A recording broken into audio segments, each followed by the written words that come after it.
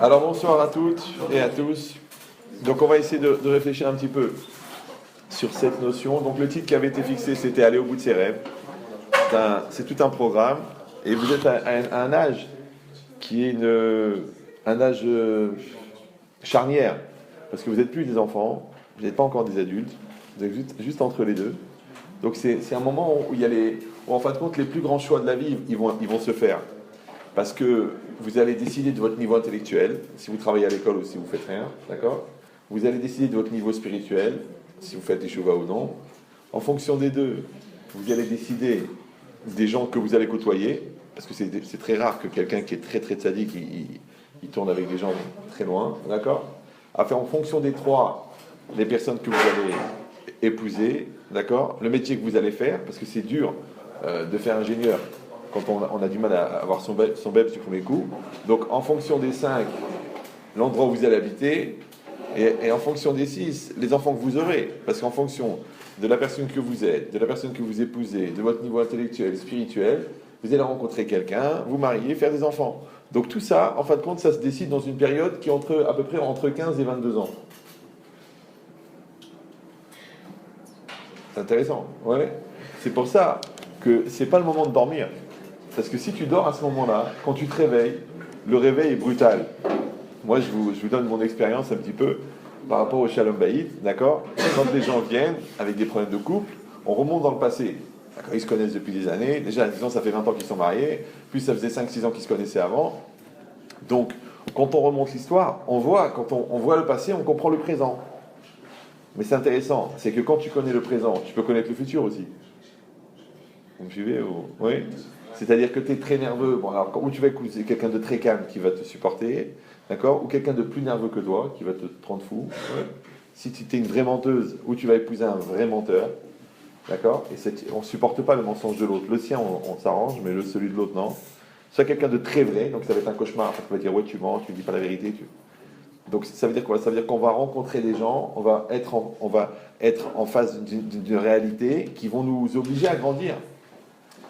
Ça s'appelle en hébreu, ça s'appelle le nisayon, ça s'appelle l'épreuve. Maintenant, cette notion-là, la manière dont elle va être abordée, elle dépend du niveau de maturité de chacun. Ils ne vont pas rester debout pendant 1h30. Il n'y a plus de chaise. Ça vient ? J'en ai eu là encore.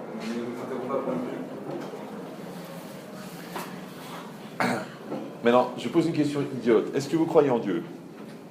N'ayez pas peur, on est entre nous. Oui, non ? Oui ?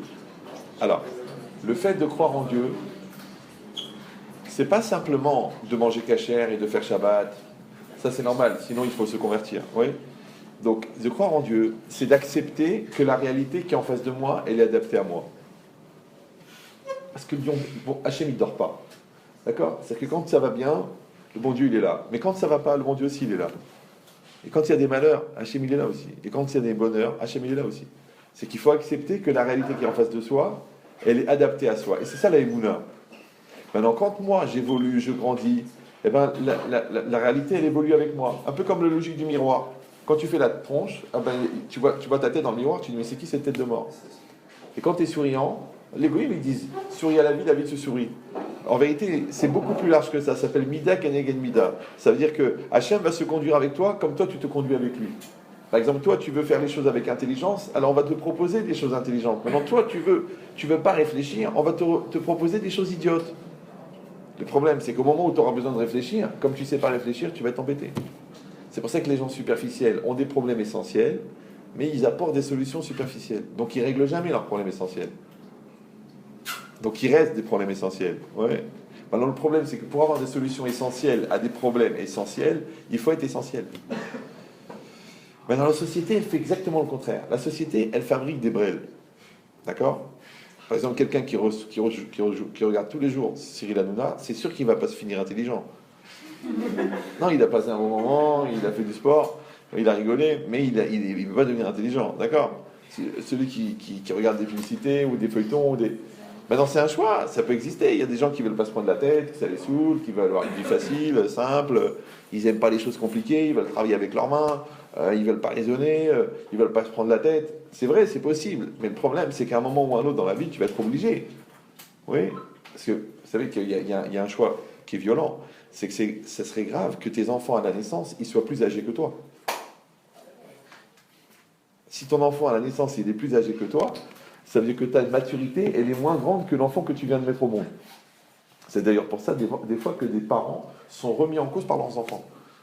Parce que si quelqu'un, il a fait beaucoup, beaucoup d'efforts pour rester bête, et il y en a qui réussissent, Baruch Hashem, ouais.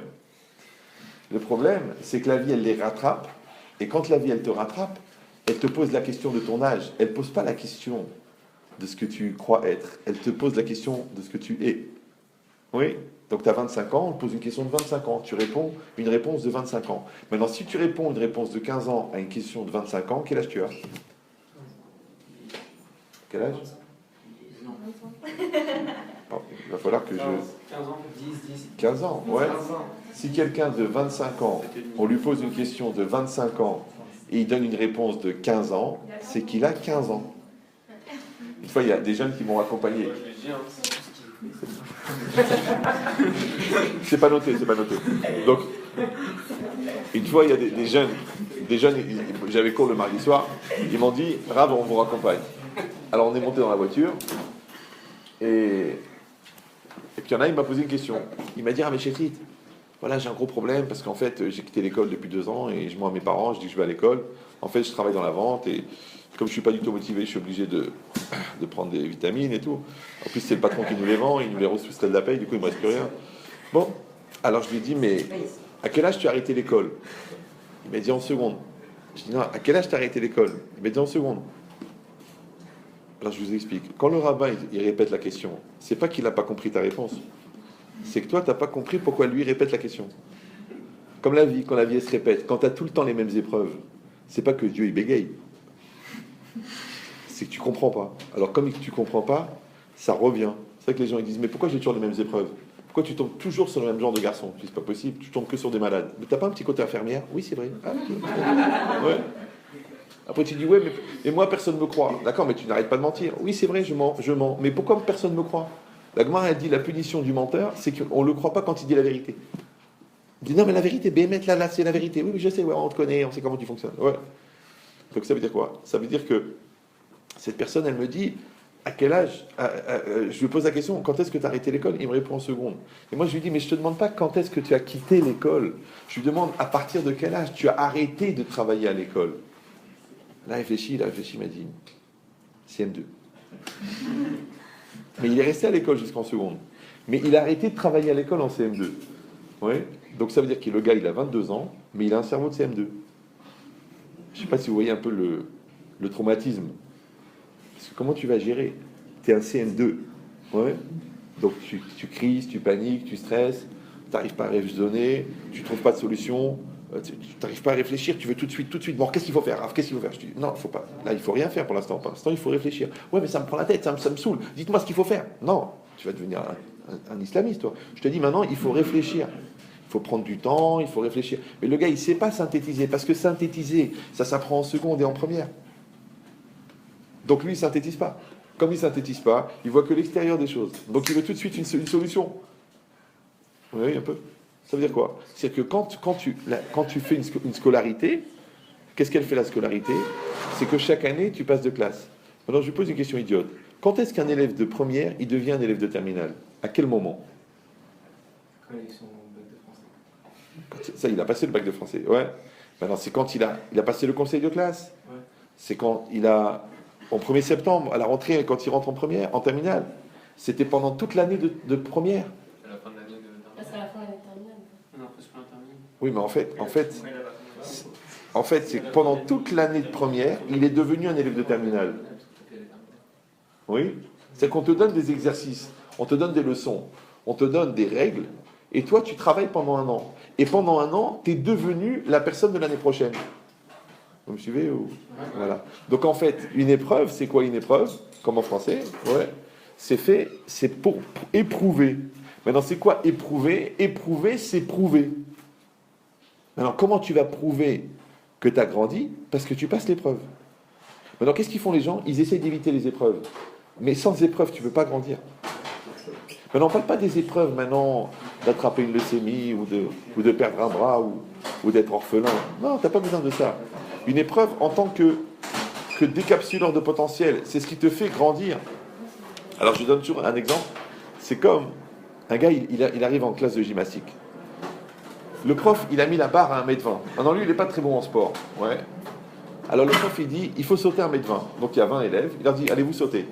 Il y en a, il dit, écoutez, moi, monsieur, je ne peux pas. Il dit, pourquoi? Il a dit, j'ai jamais sauté plus que 80 cm. Il a dit, bah écoute, là, tu vas sauter 1m20. Il dit, non, monsieur, je ne peux pas. C'est impossible. J'ai jamais sauté plus que 80.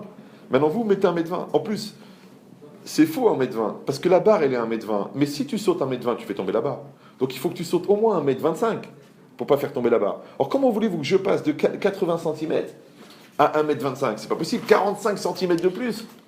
Alors le prof lui dit, allez, je t'en prie, saute. Après, il le presse. Après, il lui dit, je te file 100 € si tu sautes. Après, le gars, il dit, non, non. Bon, à la fin, il sort un pistolet. Il lui met dans la bouche. Il lui dit, ou tu sautes, ou tu sautes. Peut-être tu vas faire chez Acol. Tu feras pas Boré Fachot, parce que le pruneau que tu vas prendre, il va... Ouais. Mais saute maintenant. Maintenant, le gars, il court, il saute à 1m25. Il saute. Et la barre, elle ne tombe pas. Maintenant, il arrive de l'autre côté du tapis, il se regarde comme ça, il voit que la barre n'est pas tombée. Et là, il y a une grosse question philosophique qui se pose, et je vais vous la poser. Et comme ça, on réfléchit ensemble. Non. Écoutez bien, est-ce que... En fait, je vous explique comment je fonctionne dans les cours. Là, je vous donne des informations. Vous suivez un raisonnement. Maintenant, ce raisonnement-là, il vous accompagne dans un cheminement intellectuel qui vous fait évoluer en même temps que vous écoutez. Je ne sais pas si vous me suivez. C'est pas que je vous donne des idées aujourd'hui et dans 5 ans vous me dites « Ah, j'ai compris ». Non, je vous accompagne et si vous suivez la logique qui est très très logique, parce que moi ça fait à peu près 8000 ou 9000 conférences, d'accord? Donc je sais comment il fonctionne le cours. Si vous suivez la logique, en fait vous évoluez en même temps que le cours. C'est comme si vous faites une thérapie en même temps que vous écoutez le cours. Vous suivez ou... Voilà. Donc écoutez bien la question, parce que la question, elle fait partie du stade de maturité supérieure auquel vous allez passer à la fin de la réponse. C'est que quand le gars, il a réussi à sauter, il y a une question qui se pose. Est-ce qu'en fait, il n'était pas capable de sauter, et en sautant, il est devenu capable? Ou non, en vérité, il était capable, mais il ne savait pas qu'il était capable. Et en sautant, il a pris conscience qu'il était capable. Donc est-ce que c'était une capacité qui lui manquait? Et en sautant, il est devenu capable? Ou non, c'était juste une connaissance, parce qu'il n'avait pas confiance en lui, parce qu'il n'avait jamais essayé, parce que depuis qu'il est petit, on lui dit qu'il est nul. Ouais, et c'est pour ça qu'il était sûr qu'il n'arrivait pas à sauter. Donc est-ce qu'il a simplement dévoilé qu'il était capable de sauter? Ou en vérité c'est faux, il n'était pas capable de sauter. Et en sautant, il est devenu capable de sauter. Maintenant, moi je parlais de sauter une barre. Maintenant, ça peut être aussi de devenir vendeur. Ça peut être aussi de se marier, il faut assumer, d'accord? Ça peut être aussi de sauver un copain qui est dans la drogue. Il y a plein de choses que tu vas faire et qui vont te faire grandir. Mais est-ce que tu grandis parce que tu les assumes? Ou non, tu es déjà grand, mais tu dévoiles en grandissant. Ouais, en assumant, tu dévoiles que tu es grand. Alors c'est quoi la réponse? C'est-à-dire, je ne sais plus. C'est quoi? C'est que tu dévoiles ou tu deviens? Non, il n'était pas capable. Il ne savait pas qu'il était capable. Mais il était capable. Il était capable, mais il ne le savait pas. D'accord. Il y en a qui pensent de l'autre côté? En vérité, les deux réponses sont valables. Parce qu'une personne, c'est pas grave, une personne, en même temps qu'elle devient capable, en même temps, elle prend conscience qu'elle devient capable. Maintenant, devenir capable, ça s'appelle augmenter ses capacités. Mais être conscient qu'on est capable, ça développe le respect de soi. Pourquoi tu vas avoir une valeur? Pourquoi tu vas être capable de t'assumer? Pourquoi tu ne vas pas devenir un pauvre type? Pourquoi tu ne vas pas plonger dans la drogue ou dans la délire ou dans la prostitution? Parce qu'il y a beaucoup de jeunes filles qui se prostituent, mais gratuitement, c'est dommage, j'aurais pu faire de l'or. Ouais. Mais pour avoir un peu de tendresse, pour avoir un peu d'amour, pour avoir un peu de reconnaissance, alors elles donnent leur corps. Mais ça vient de quoi? Ça vient qu'elle n'a pas assez confiance en elle et qu'elle n'a pas assez de valeur d'elle-même. Mais si la personne, elle sait qu'elle a un diamant, pourquoi elle va se donner pour un brel qui va lui dire 3 mots gentils? Moi, quand j'étais en classe de 5e, à l'époque, il y avait des booms. Aujourd'hui, ça n'existe plus parce qu'ils ont mis ça au musée. Mais il y avait des booms. Donc les gens, ils avaient... Et moi, j'adorais observer de manière zoologique, d'accord, les comportements. Donc, j'étais à Pavillon-sous-Bois, pour ceux qui connaissent. Ouais. Donc, il y avait des garçons, des filles. Alors, ils t'invitent à une boom. Moi, j'ai été à une seule boom dans ma vie. Bon, après, j'ai compris, c'est pas la peine d'aller 2 fois parce que vraiment, pour s'éclater, c'est pas le... Aujourd'hui, ils ont d'autres types de boom pour s'éclater, mais bon. Bon, voilà. Mais, et j'arrive là-bas, et il y a une fille que je connaissais de la classe. Et je vois un gars qui n'arrive de nulle part, qu'on ne le connaît pas, il vient d'une autre école. Bon, c'est que des feuilles. Et puis ils mettent la musique. Bon, feeling, à l'époque, je sais pas, bon, je pense pas que vous connaissez, vous n'étiez même pas né, mais ouais. Donc, et donc ils mettent les slows. Et le gars il se lève, la fille elle se lève. Et je vois qu'ils se mettent à danser. Bon, ils truquent, puis la musique elle est belle. Feeling. Ouais. Et puis il fait des petits trucs, des petits mots, des petits trucs. Ils se font un petit bisou, et propre, ils sortent ensemble. Bon, le lendemain je la vois dans le train. Alors encore une fois, moi c'est juste l'analyse psychologique à la limite zoologique, d'accord? Je dis excuse-moi. JH2, c'est une formule, ça veut dire jeune khmara au carré. Je dis, tu sors avec le gars? Elle me dit oui. Je dis, mais quand est-ce que tu as décidé? Elle me dit, écoute, on a dansé et j'ai senti un truc très fort. Je fais, ce que tu as senti, c'est la musique, c'est pas lui. Lui, ce que tu as senti, c'est son manque de déodorant. Mais qu'est-ce qui s'est passé? Elle me dit, je sais pas, c'était très fort. J'ai des trucs, il m'a dit des mots gentils et on sort ensemble. Je dis, mais t'es amoureuse de qui? Non, c'est intéressant. Vous comprenez ce que je veux dire ou non? C'est intéressant le phénomène que genre tellement t'as rien dans ta vie, tellement tu meurs de faim, qu'on te donne rien et tu manges. C'est incroyable. Ouais, ils appellent ça l'amour dans la rue. Mais en vérité, c'est quoi? T'as pas compris? Ah, je vous donne une image. Si quelqu'un est resté dans le désert pendant 2 semaines, il n'a pas mangé, ouais, il n'a pas bu 2 semaines, c'est énorme. Bon, ça n'existe pas, mais disons, ouais. Et le gars, il trouve un cadavre de chien pourri, plein de vers. Il va manger ou non? Non. Oui, non. Oui. Est-ce qu'il va manger? Bien sûr qu'il va manger. Vous savez, une fois, il y a quelqu'un, il a demandé, mais comment ça se fait que quand on va visiter Auschwitz, oui, il y a de l'herbe partout, alors que quand on voit les photos du camp, pendant la guerre, il n'y avait pas d'herbe. Vous savez ce qu'il a dit, le déporté? Il a dit, mais l'herbe, on l'a mangée. Ils ont mangé l'herbe. Ils ont bu leur pipi dans le train. Parce qu'il restait 3 jours sans boire. Ils ont bu le pipi, tu crois que si tu trouves un cadavre de chien dans le désert, tu vas pas le manger, mais tu vas le manger, kef. Tu vas le kiffer, tu vas dire, wow, un shawarma. Ouais, oui. Mais le problème, c'est que quand tu vas te réveiller, parce que tu es au bord de l'évanouissement, et après que tu as mangé, tu vas dire, mais comment j'ai pu manger? D'abord, à ton haleine, tu vas comprendre ce que tu as mangé. Ouais. Mais tu dis, mais comment j'ai pu manger un truc aussi pourri? Oui. Alors écoutez, la règle, elle est incroyable. C'est qu'en fait, vous savez, on dit toujours, il ne faut pas faire les courses quand tu as faim. Parce que tu vas acheter tout le magasin. Ouais. De la même manière, il faut... La personne que tu as en face de toi, elle dépend de l'état dans lequel tu es au moment où tu la rencontres. Par exemple, moi je connais des gens, ils disent, vous savez, Ramachétri, bon, j'étais pas bien, j'étais mal, j'avais perdu mon père, il était là, il m'a soutenu, j'étais en dépression, il m'a encouragé. Je dis alors, et bien après un jour il m'a dit, ça fait 2 ans et moi j'ai des sentiments, bon, puis moi, bon, et puis je l'ai épousé, et puis bon, il a été pour moi une béquille. Je dis oui, le problème. Mais après, il y a eu de l'amour. Elle me dit, bah, c'est pas évident, c'était la camaraderie. Puis après, il y a le premier bébé, le deuxième bébé. Puis là, ça fait 15 ans. Et puis en vérité, je peux plus le voir. On dirait mon cousin. Je dis, qu'est-ce que vous voulez, madame? Je dis, bah, écoutez, je sais plus quoi faire. Parce qu'en fait, je l'ai épousé parce qu'il m'a soutenu. D'accord? Vous savez, une béquille, on vous la prête pour 6 mois. Vous marchez avec, vous faites de la rééducation, et puis vous jetez la béquille. C'est rare de garder une béquille. Mais la béquille, quand tu l'épouses, elle devient une prothèse. D'ailleurs, tu vois des femmes qui prient et disent que Dieu protège mon mari. D'accord? Donc cette personne-là, elle n'a pas épousé cette personne-là. Cette personne-là, elle était dans un vide, elle était dans un manque, elle était dans un manque de valorisation, et elle a juste trouvé quelqu'un qui a comblé ce manque. Mais ça ne s'appelle pas de l'amour. Parce que l'amour, c'est la rencontre de 2 adultes. Ce n'est pas des enfants. Des enfants, ils ne peuvent pas s'aimer. Parce que pour aimer, il faut d'abord savoir ce que ça veut dire aimer. Maintenant, dans la Torah, qui a un très très haut niveau de perception de l'amour, elle dit que l'amour, c'est l'équivalence des volontés. Oui. Et la volonté, c'est le moteur de l'existence. Et l'existence, c'est le moteur de la maturité. Donc, ne peuvent s'aimer que des gens qui existent. Puisque s'aimer, c'est coexister. Ça va? Maintenant, quelqu'un qui n'existe pas, il ne peut pas coexister. C'est pour ça que les 3/4 des problèmes de couple sont des problèmes de coexistence. Parce qu'il y en a un des deux qui existe et l'autre n'existe pas. Maintenant tu dis, mais comment on peut ne pas exister? Par exemple, là, vous me voyez, là, j'existe ou non? Oui, non? Oui, j'existe.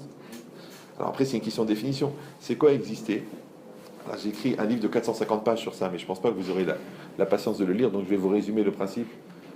Exister en français, ça s'écrit ex-ister, ex, extérieur, ouais. Extérioriser, c'est faire sortir, Ister, c'est être. Donc, exister, c'est être à l'extérieur. On dit en français, se réaliser. Quand tu dis je me réalise, c'est que ton être intérieur va dans la réalité. Maintenant, si ton être intérieur ne se réalise pas, oui, donc il est EST à l'intérieur, mais il n'est pas réalisé, on dit en français que tu n'existes pas. Bien que là, physiquement, tu es là. Comme un arbre, par exemple. Un arbre n'existe pas. Un arbre, il n'existe pas. Pourquoi? Parce que il n'a rien à réaliser. Maintenant, quelqu'un qui a une intériorité, quand il réalise son intériorité, on dit en français qu'il existe.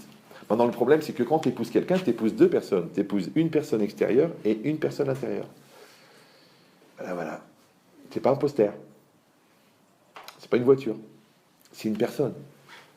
Donc maintenant, moi, je vais essayer de vous expliquer comment est-ce qu'on fait pour exister, ouais, pour qu'ensuite vous puissiez coexister.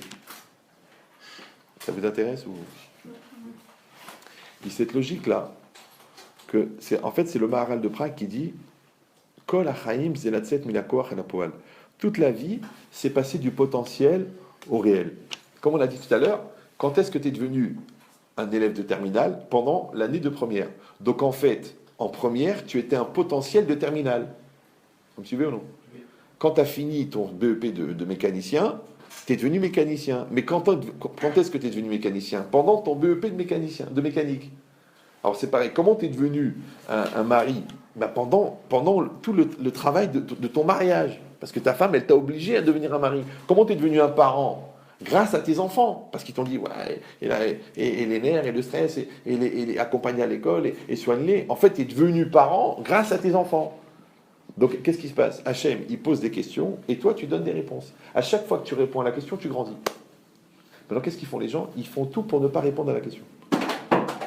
D'accord? C'est pas mon problème, ça me saoule, j'ai pas la tête, je suis trop speed, c'est toi qui es folle, c'est toi qui es fou, qui a dit, où c'est marqué, j'ai pas envie, ça me dit rien, ça me prend la tête, mais en fin de compte, à chaque fois que tu réponds pas à la question, tu ne grandis pas. Puisque ce qui te fait répondre, ce qui te fait grandir, c'est d'avoir sauté la barre. Ce qui te fait grandir, c'est d'avoir fait l'interro. Ce qui te fait grandir, c'est d'avoir assumé. D'accord, ok, tu as fait 50 Krav Maga. Mais quand ils sont venus, les trois voyous, là, pour embêter ton frère, t'étais là ou non? Ah non, j'ai fait pipi sur moi. Alors, baba, pourquoi t'as fait du Krav Maga? Il fallait faire des dominos. C'est au moment du combat que tu vas voir que le Krav Maga, à quoi il t'a servi. Moi, je connais des gens qui ont fait comme ça. 10 ans de Krav Maga, après ils ont voulu faire l'armée, ils ont fait Golani, et ils sont partis à Gaza. Et le gars, il faisait caca sur lui. Caca, vraiment caca. Non, je vous dis la vérité, j'étais en Israël, la première guerre de Gaza, et on était dans un gala, et il y a un gars qui m'a téléphoné, il m'a dit, écoutez, ils doivent rentrer dans Gaza, il veut parler à un rave. Le gars, il m'a pris le téléphone. Le gars, il m'a dit, rave, j'ai fait caca sur moi. Ben pourquoi? Parce qu'il a peur de mourir. Mais c'est normal, qui c'est qui n'a pas peur? C'est des fous, c'est des malades là-bas. Maintenant, le gars, bagarreur, Krav Maga, Golani. Golani, vous avez compris ou non? Pas le gars qui range les drapeaux. Golani.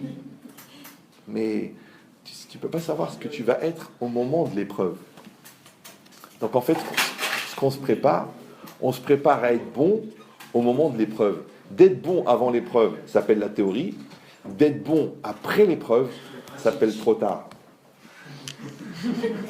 Maintenant, il y a beaucoup de gens qui sont bons après. Oui. Tu sais, après que tu t'es fait engueuler par le patron, tu dis à tes copains, ouais, j'aurais dû lui dire, pourquoi je me suis laissé faire, il m'a écrasé, mais ça sert à rien après. C'est au moment que tu as besoin.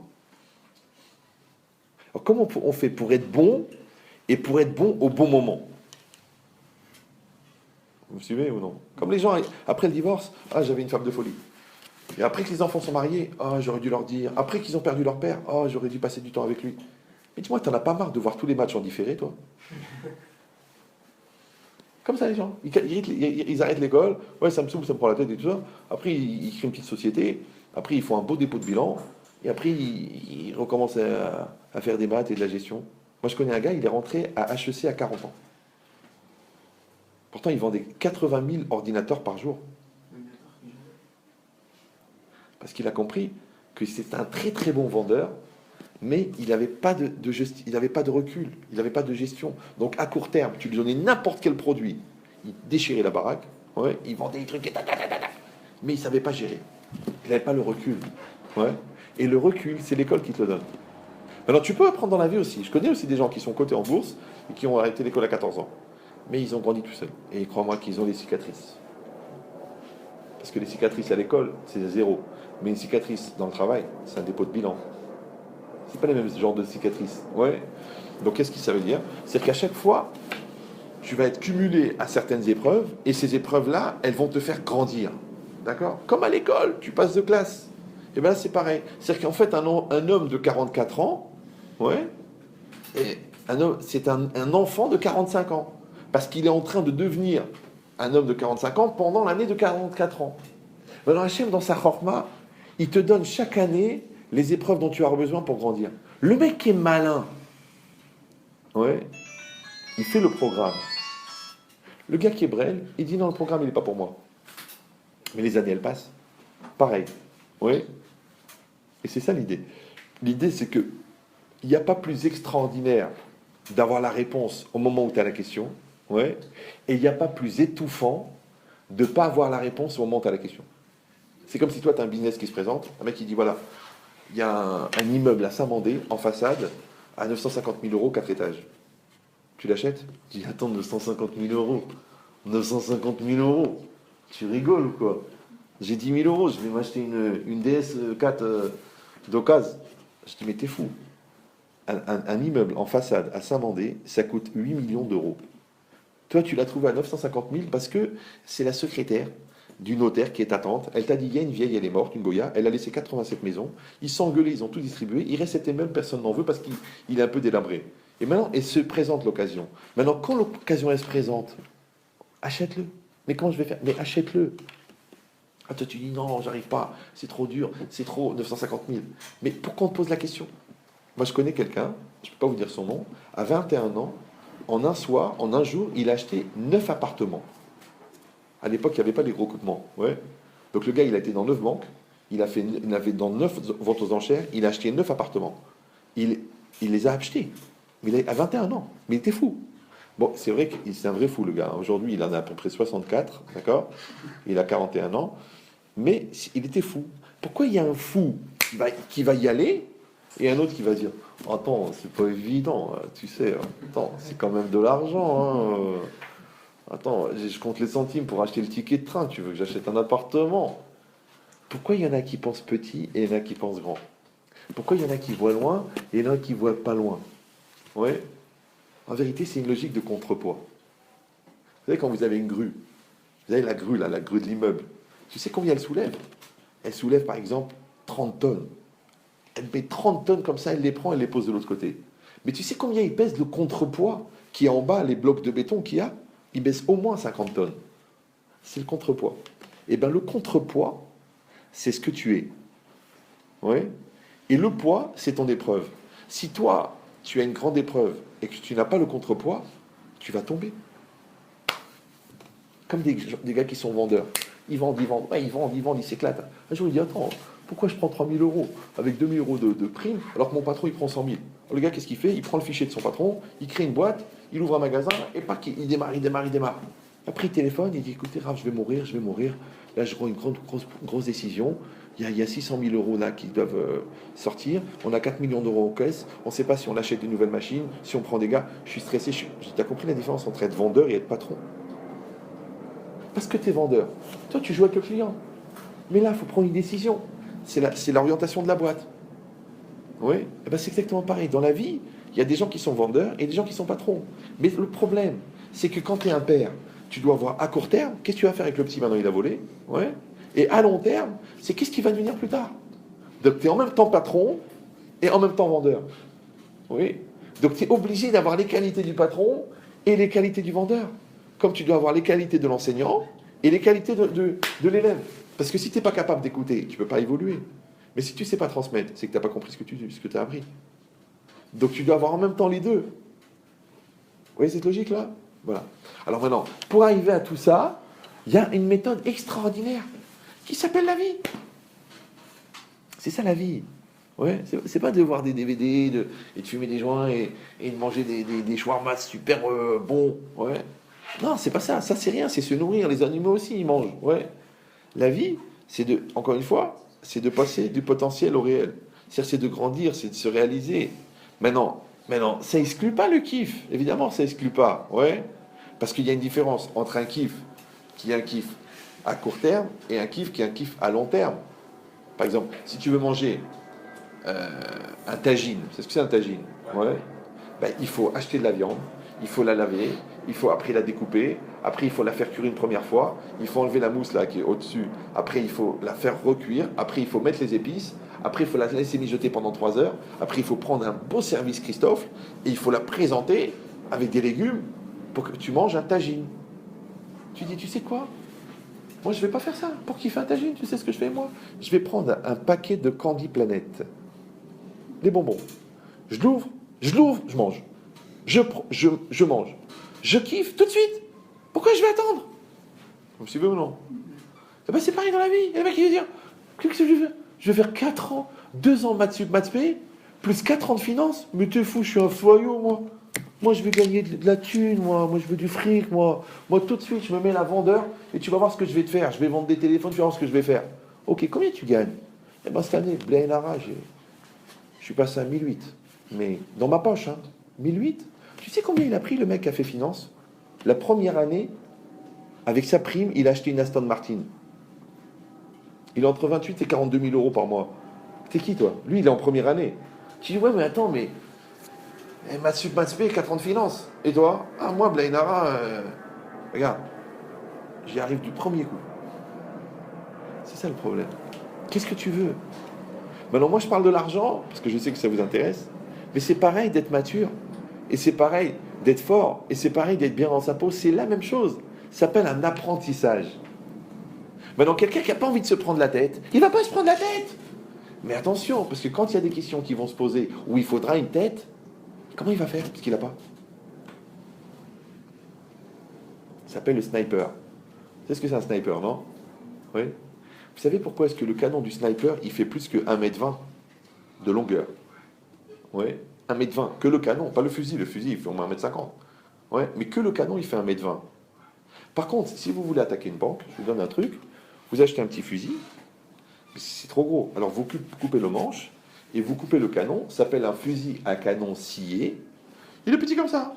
Mais c'est quand même plus puissant qu'un pistolet. Ouais. Donc quand tu tires, ça fait un trou dans la personne. Donc, maintenant, le problème, c'est quoi? C'est que le fusil à canon scié a une précision de 2 mètres maximum. Parce que quand tu tires, la balle, elle fait comme ça. Ouais. Mais le fusil de sniper a une précision de 2 km. Ça veut dire que tu tires à 2 km et le gars, il prend la balle entre les 2 yeux, que toi, la cible, tu la vois même pas. Tu dis, c'est pas possible. Le mec, il a tiré à 2 km. Non, il a tiré. Ah, je dis, regarde. Waouh, t'as raison, ça grossit 1000 fois. Le mec, il voit. Maintenant, pourquoi est-ce qu'il y a une telle précision, ouais, avec le fusil du sniper et tellement peu de précision avec le canoncier? Non, c'est très simple, c'est facile à comprendre. C'est physique. Vous prenez une cartouche. Pas une cartouche, une cartouche. Comment c'est une cartouche? Vous avez un récipient qui contient de la poudre et vous avez une balle. Maintenant, en dessous, il y a un système d'explosion. Quand vous tapez en dessous, le percuteur, il fait prendre feu à la poutre qui est à l'intérieur. En prenant feu, elle dégage un gaz, et la pression du gaz, elle envoie la balle. Ça va? Ça s'appelle une cartouche. Super. Maintenant, si vous prenez la balle comme ça, entre les mains, vous pouvez le faire. Mais faites attention, il va y avoir un mort dans la pièce. Ouais. Et vous tapez comme ça. Faites le petit malin comme ça. Tac! Ouais, vous tapez avec un petit marteau. Et tac! Au moment où elle va exploser la balle, elle va partir. Est-ce qu'il y a quelqu'un qui peut savoir où est-ce qu'elle va aller cette balle? Impossible. Ça s'appelle une trajectoire aléatoire. Oui. Par contre, quand vous prenez la cartouche et que vous la mettez à l'intérieur du canon, quand vous tirez, ouais, la balle, elle fait la même chose, en vérité. Elle ne va pas droit, la balle, c'est pas vrai. Vous savez ce qu'elle fait? Elle tape dans le canon. Elle tape à droite, elle tape à gauche, elle tape en haut, elle tape en bas, jusqu'à ce qu'elle stabilise sa trajectoire, ouais, et ensuite, elle va aller là où vous avez visé. Mais pour qu'elle ait le temps de stabiliser la trajectoire, ça dépend de la longueur du canon. Si le canon est très court, la balle n'a pas le temps. D'accord, c'est pour ça que le fusil à pompe, il a une précision de 2 mètres, parce qu'après, la balle, elle part n'importe où, ouais. Alors que le fusil de sniper, elle a une précision de 2 km. Vous avez suivi ou non? Mais vous savez ce que c'est le canon? Ton père, ta mère, la Torah, les maths, la physique, plus tu fais des études longues, plus tu réfléchis longtemps, plus tu stabilises la balle. Et donc tu seras précis. Le mot précis, le geste précis, le choix précis. Mais qu'est-ce qu'il fait le Yetzer Hara? Il t'empêche de réfléchir. Il t'empêche de travailler à l'école. il t'empêche de travailler à l'Yeshiva, ouais, et tu deviens un brel. Mais pas un méchant brel, un gentil, ce qu'on appelle un Jacques. Ouais, oui. Mais après, au moment où tu as besoin de faire des grands choix, ça devient compliqué. Tu dis, mais j'arrive pas à synthétiser la situation. Eh ben vas-y, après, qu'est-ce que tu gagnes, qu'est-ce que tu perds? Voilà, il est bien, tu restes dans le magasin ou non? Mais je sais pas, je comprends pas, je perds de l'argent, je perds de l'argent. Alors que tous les jours, je prends 20 000 et puis là, je vois à la fin du mois, il me reste rien, comment ça se fait? Je dis, ben, il y a des calculs à faire, c'est rien. Tu vois ce que tu gagnes, ce que tu perds, tu vois ta marge. Peut-être que tu perds parce que tu vends pas assez cher, mais ça, c'est des calculs. Et dans toute la vie, c'est pareil, ouais. Parce que c'est cette fille-là ou cette fille-là. Ben écoute, celle-là, elle est super mignonne, elle est gentille, elle a des qualités morales de folie. D'accord. Bon, elle n'est pas très intelligente, elle est un peu superficielle, elle drague en même temps qu'elle est avec moi. Je sais qu'elle me trompe 2 fois depuis qu'on est ensemble. Et l'autre, eh ben l'autre, elle est un peu moins mignonne, mais elle est sérieuse, elle est affirmée, elle est construite, elle est généreuse, elle est réfléchie, mais elle est moins marrante. Elle est moins la teuf et tout ça. Tu sais comment tu vas faire? Alors c'est celle-là ou celle-là? Eh ben, tu sais ce que c'est ça? Cette fille-là ou cette fille-là? C'est une équation. C'est une équation. C'est une équation. Parce que les points, imagine-toi que les qualités de ce côté-là, c'est des défauts de l'autre côté. Parce que l'autre, elle est plus rigolote, et l'autre, elle est moins rigolote. Donc là, c'est les plus, et là, les moins. Ouais. L'autre côté, l'autre, elle est plus sérieuse. Mais l'autre, elle est tof-tofa totale. Alors vraiment, l'autre, elle va s'angoisser parce qu'elle s'est cassé un ongle. D'accord? Et l'autre, elle gère, elle prend sur elle, et elle rachète Ron Poulenc. Alors, tu décides qu'est-ce que tu veux. Donc, qu'est-ce que tu vas faire? Tu vas faire une équation. Ouais. Parce que c'est quoi une équation? C'est une situation réelle qui a été numérisée. Maintenant, de vous à moi, un gars qui a fait 2 équations, c'est pas comme un gars qui en a fait 1000, parce que ça crée des schémas dans la tête, et ton cerveau, il va 6 fois plus vite. Mais le gars que depuis qu'il est petit, il fait des efforts pour ne pas réfléchir. Une fois, j'ai fait une conférence, quelqu'un m'a dit, ah mais Chétri, je m'excuse d'arrêter le cours, mais j'ai délancé là, ça part de là, ça va vers là. Je dis oui, c'est pas grave, ça s'appelle que tu réfléchis. Le gars, c'est la première fois que son cerveau il bougeait. Ouais, le tout neuf, ouais. Mais moi je dis, on peut pas se permettre d'être brel. Je sais pas quel âge vous avez, d'accord? Bon, vous avez 17, 18, 19, 20. Moi, quand j'avais 17 ans, je m'entraînais à penser à 4 choses en même temps. Les 4 en même temps, d'accord? En même temps, par exemple, je parle à quelqu'un. En même temps, je réfléchis sur un sujet philosophique sur lequel je truc. En même temps, je réfléchis sur le projet que j'ai de partir cette semaine en Bretagne, d'accord? Et en même temps, je réfléchis comment ça se fait que la peinture, elle tient sur le métal. Sur le bois, je comprends, il y a une interpénétration, d'accord? La densité, elle est moins forte. Mais les 4 en même temps. Pourquoi? Parce que je voulais vivre 4 fois la même seconde. Parce que je savais que la vie, elle était courte.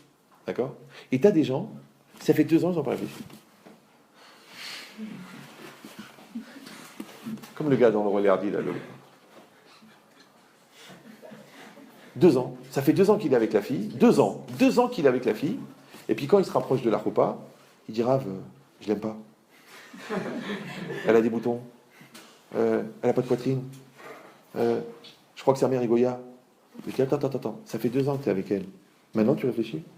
Ah, mais je sais pas, on était là avec des copains, on était tous ensemble. Elle me plaît, tu me plais. Sympa, t'es sympa. Je t'aime plus que moi je t'aime plus que toi. Moi non plus, toi non plus. Mais là, maintenant, Rav, il y a la roupa, le traiteur, le loyer. Je dis, mais qu'est-ce qui t'arrive, toi? Ça fait 2 ans. Les religieux, je peux comprendre. Le mec, ça fait 3 mois qu'il la connaît, il se marie, tac. Mais toi, ça fait 2 ans, des fois 3 ans, des fois 4 ans. Tu la connais depuis le Haut-de-Saratora. 14 ans. Et maintenant, tu arrives au mariage, tu me dis, je sais pas si on est fait l'un pour l'autre. Qu'est-ce que ça veut dire, ça? Ça veut dire que ça fait 4 ans que tu es dans le coma. C'est pas normal. Parce que si, déjà, ouais, pour des choix comme ça, tu t'affoles, mais qu'est-ce que ça va être dans les grands, encore des grands choix, encore des grands choix. Donc je vous donne le secret. On construit la personne qui va aborder les choix. On construit la personne qui va aborder la réalité. Maintenant, quand tu fais de la muscule, ouais, et qu'on te donne une valise, elle est légère la valise. Mais quand tu fais pas de muscule, elle est lourde la valise. C'est logique, non? Oui. Voilà. Donc le gars qui est malin, il fait de la muscule. Alors comme tu fais de la muscule des muscles, tu fais aussi de la muscule de la tête. Et tu fais de la muscule de la patience. Parce que peut-être que tu vas avoir une femme qui va te rendre cinglé. Et tu fais aussi de la muscule de voir l'autre positivement. Parce que tu auras peut-être des enfants qui seront sournois. Donc tu as intérêt à être capable de voir le bien. Donc combien il faut faire de musculation pour être un gars bien? Maintenant, qu'est-ce qu'ils font les gens? Ils font rien. Pour ça, il dit ça me saoule, ça j'ai pas la tête, ça c'est ton problème, ça c'est toi qui es folle. Et après, quand ils arrivent les épreuves, ils se retrouvent avec des épreuves de 40 ans, alors qu'ils ont 40 ans, mais en âge mental, ils ont 20 ans. Et c'est là que ça pète. Donc pour ça que j'ai dit que vous avez une chance extraordinaire. C'est que vous êtes avant le film. Je sais pas si vous... Ouais, vous êtes avant. Moi, j'aimerais bien être à votre place. Moi, j'ai 55 ans. 55, d'accord? J'ai une grande famille, à peu près les trois fois plus que ce que vous aurez. J'ai peut-être 100 000 élèves, j'ai écrit 2 livres, j'ai soigné des psychiatres, j'ai fait beaucoup de choses dans ma vie, ouais. Mais je sens que j'aurais pu faire mieux encore. Mais vous êtes avant, donc ça veut dire que vous, dans l'absolu, vous pouvez faire mieux que moi. Oui, c'est logique ou non? Et bien ça s'appelle, comment ça s'appelle? Ça s'appelle aller au bout de ses rêves. Mais il faut avoir des rêves. Ouais. Alors il y a une différence entre les rêves, ouais, parce qu'il y a des rêves qui sont des illusions et des rêves qui sont des ambitions. Tout le monde a un truc dans la tête. L'autre il veut acheter une belle maison, l'autre il veut une Lamborghini, d'accord? L'autre il veut une blonde, l'autre il veut une brune, enfin une bière, d'accord? Ouais. Donc chacun il a des idées dans la tête. L'autre il veut finir le Talmud et l'autre il veut devenir Rav de Yerushalayim. Chacun il a un rêve dans la tête. Les gens dangereux, c'est les gens qui n'ont pas de rêve. Ouais. Mais que chacun, il a un rêve. Le problème, c'est la distance qui existe entre toi et le rêve. C'est ça qui est compliqué. Ouais. Parce que les gens, ils voudraient que ça soit comme à la télé. En 1h30, le gars, il est devenu une star. Mais ça se passe pas comme ça. C'est pour ça que c'est très dangereux, les films. Parce que les gens, ils croient que la vie, c'est comme un film. C'est pas comme ça. Ouais. Quand tu vois un gars qui est milliardaire, sache que le gars, ça fait 30 ans qu'il travaille. Quand tu vois quelqu'un, il a de la maturité, sache que celui-là, ça fait 40 ans qu'il travaille. Quand tu vois que ce couple-là, ils s'entendent et ils s'aiment, ils se supportent, ça veut dire que ça fait 25 ans qu'ils travaillent. C'est pas comme ça. C'est pas comme dans les films, on sait plus tout de suite. L'avocat new-yorkais, il a rencontré la directrice de Publicis et ils sont arrangés. Non, c'est pas comme ça. C'est du travail. Maintenant, le travail, c'est une difficulté pour celui qui n'a pas de projet et c'est un kiff pour celui qui a un projet. Quand tu as un projet, tu sens pas le travail. Mais quand tu n'as pas de projet, celui qui sait à quoi ça sert l'école, il adore l'école. Mais celui qui ne sait pas à quoi ça sert l'école, ça le saoule. Il dit, j'en ai marre des interros et des dissertations. Tu sais quoi, je vais aller bosser, je vais gagner du fric. Mais tu n'as pas compris, Brel. Le stress de l'interro, maintenant ça va être le stress du loyer. Et le stress de l'URSSAF, ça va remplacer le stress du bac. Et le stress de payer les employés et des salaires, ça va être le stress d'avoir tes affaires à jour tous les jours. Donc de toute façon, qu'est-ce que tu as fait? Tu remplaces un stress par un autre stress. Maintenant, le stress, c'est quoi? C'est la distance que tu as entre toi et la réalité. Maintenant, quand tu assumes la réalité, il n'y a pas de stress. Et quand tu ne l'assumes pas, il y a du stress. Je vous donne un exemple. Vous prenez une valise qui pèse 20 kilos. D'accord? Cette valise, on va dire 15 kilos, parce que 20 kilos, c'est un peu exagéré. Mais vous prenez une valise qui fait 15 kilos. Si vous la portez à bout de bras, oui, au bout d'un quart d'heure, même si vous êtes baraqué, vous avez les bras qui commencent à bouger. Ouais, un quart d'heure, c'est beaucoup. Mais si vous la portez comme ça, elle pèse beaucoup moins lourd. C'est bizarre, non? Alors c'est une loi physique en fait. C'est que la valise, quand vous la portez sur vous, collée à vous, on dit en français à bras le corps, elle s'inscrit dans la masse corporelle, et donc il y a beaucoup plus de muscles qui vont participer pour la porter. Par contre, si vous la portez à bout de bras, ben, ça va être les pectoraux, un peu les abdos, et les bras, les avant-bras, et au bout de 5 minutes, ça bouge. Alors c'est une image. La valise, c'est la vie. Si tu portes ta vie à bout de bras, genre je fais des études mais ça me prend la tête. Je me suis marié mais je supporte pas son caractère. Les enfants, ok mais ils font du bruit. Donc tu portes ta vie à bout de bras. Au bout d'un moment, tes bras ils tremblent. Ça veut dire quoi? Tu crées du stress. Par contre, si tu portes ta vie à bras le corps, tu dis cet examen je vais le réussir, d'accord? Et cette société je vais la développer. Et cette famille je vais la fonder.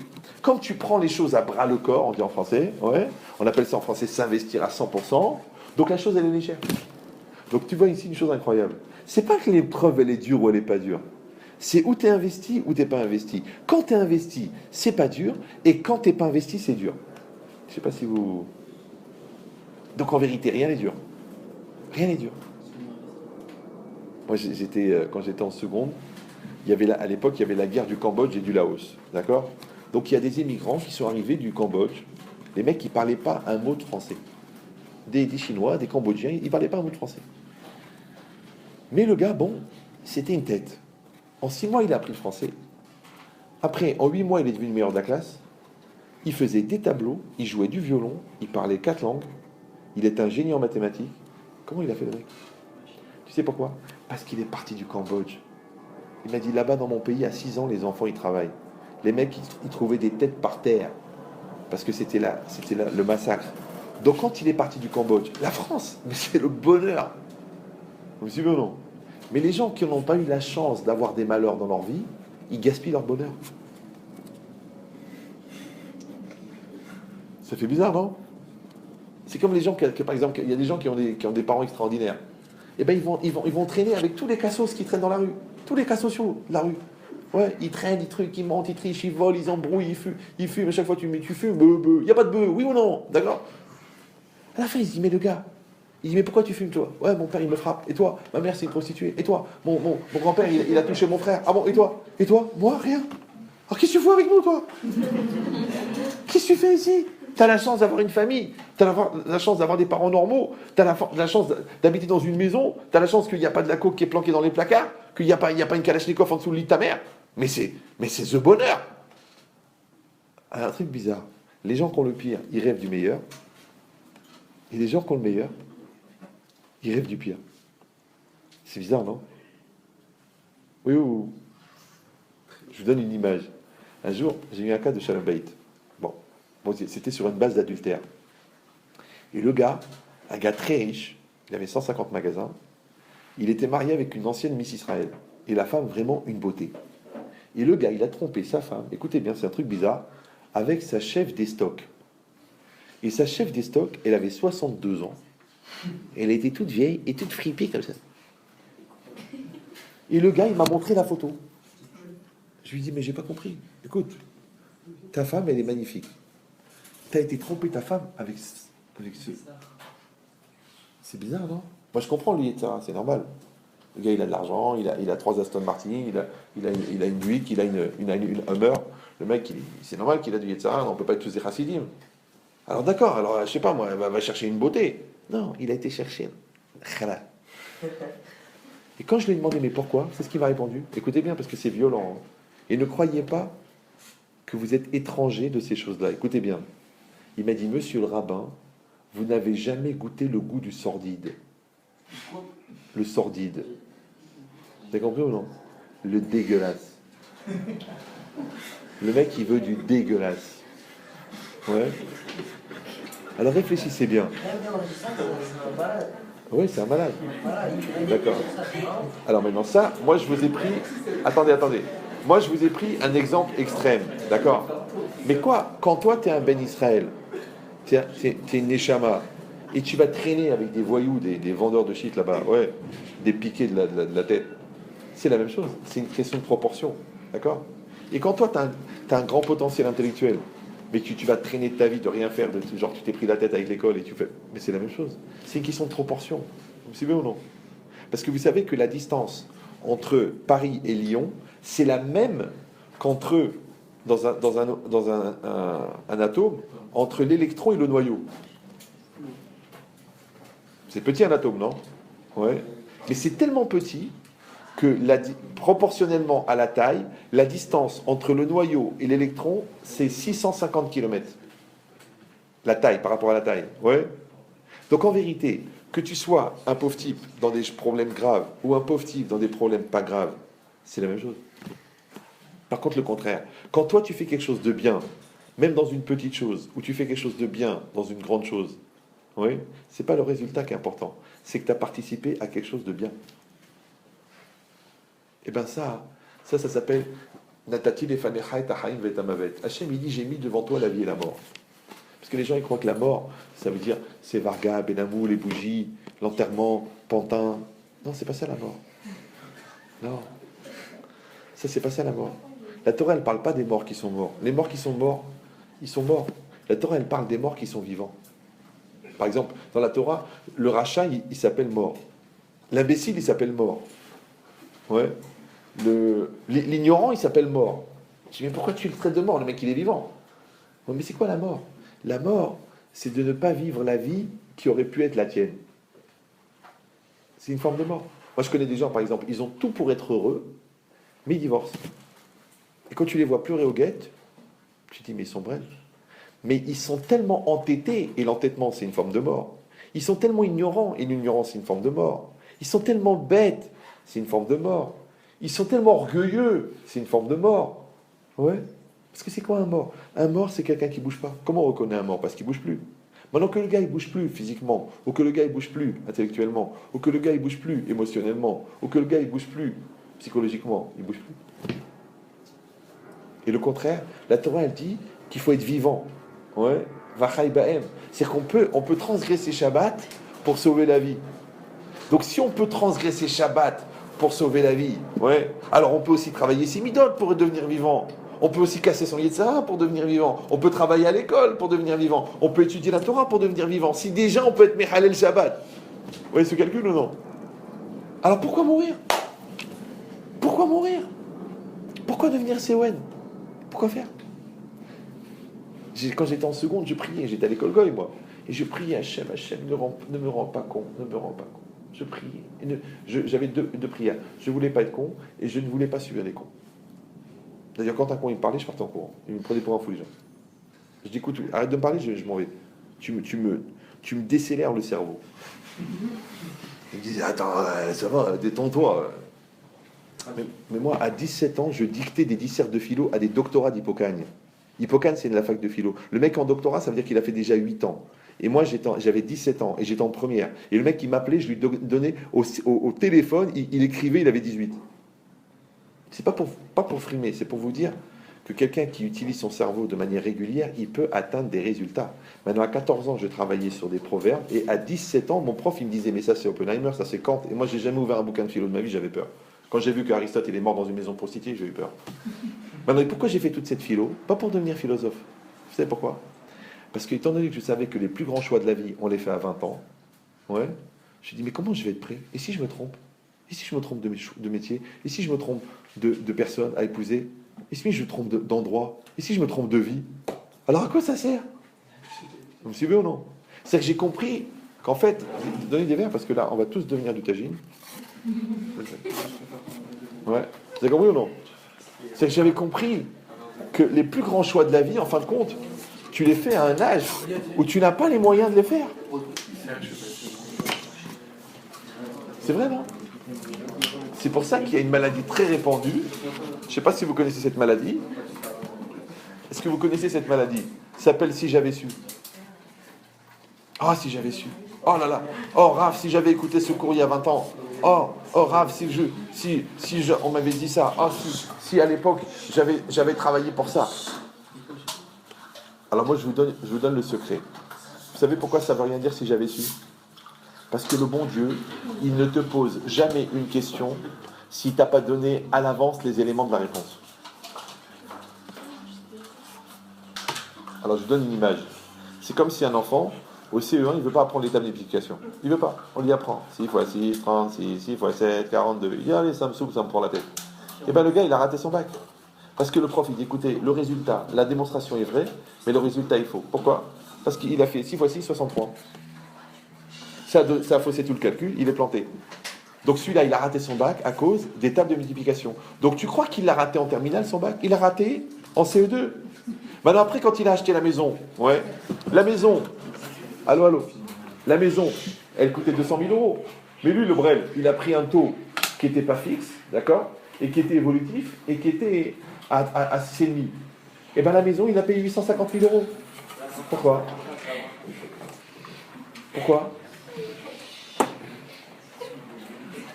Parce qu'il était mauvais en calcul. Donc ça veut dire qu'il a passé la moitié de sa vie à payer une maison parce qu'il était mauvais en fraction. Et elle, c'est pareil. Si elle avait eu confiance en elle, elle aurait tout de suite vu que c'était impossible. Mais comme elle n'avait pas confiance en elle, elle m'a dit, ah ben c'est déjà pas mal, en plus il me regarde. Donc elle a épousé un Bren.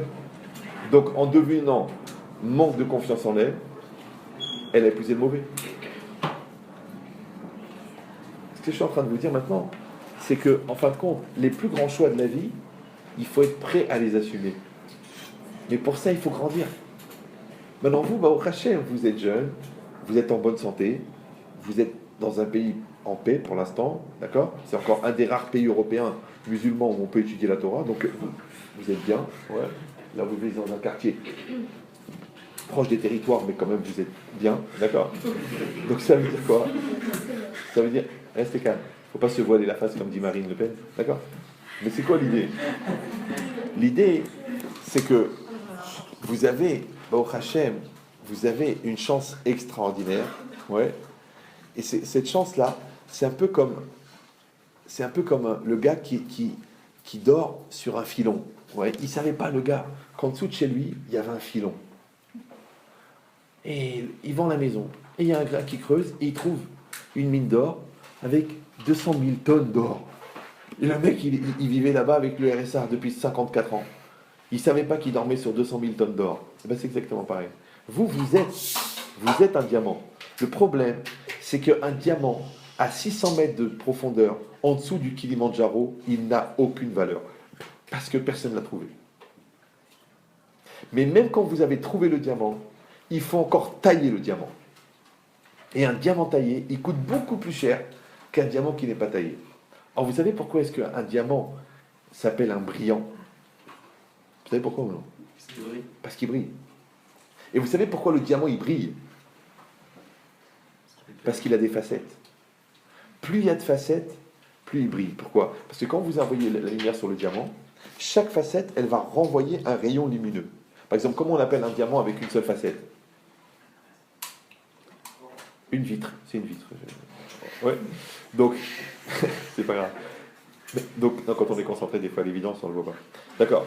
Mais un diamant, plus il a de facettes, et plus il est brillant. D'accord. Donc, quand on dit qu'un garçon est brillant, c'est pas parce qu'il s'appelle Danny. Ça n'a rien à voir. Ouais. Ou qu'il met du gel. Non. Ici, il est brillant, c'est parce que il a beaucoup de facettes. Alors, comment on dit des facettes en hébreu? Panim. Bon, je vous explique la situation. Si vous voulez partir, apprenez l'hébreu.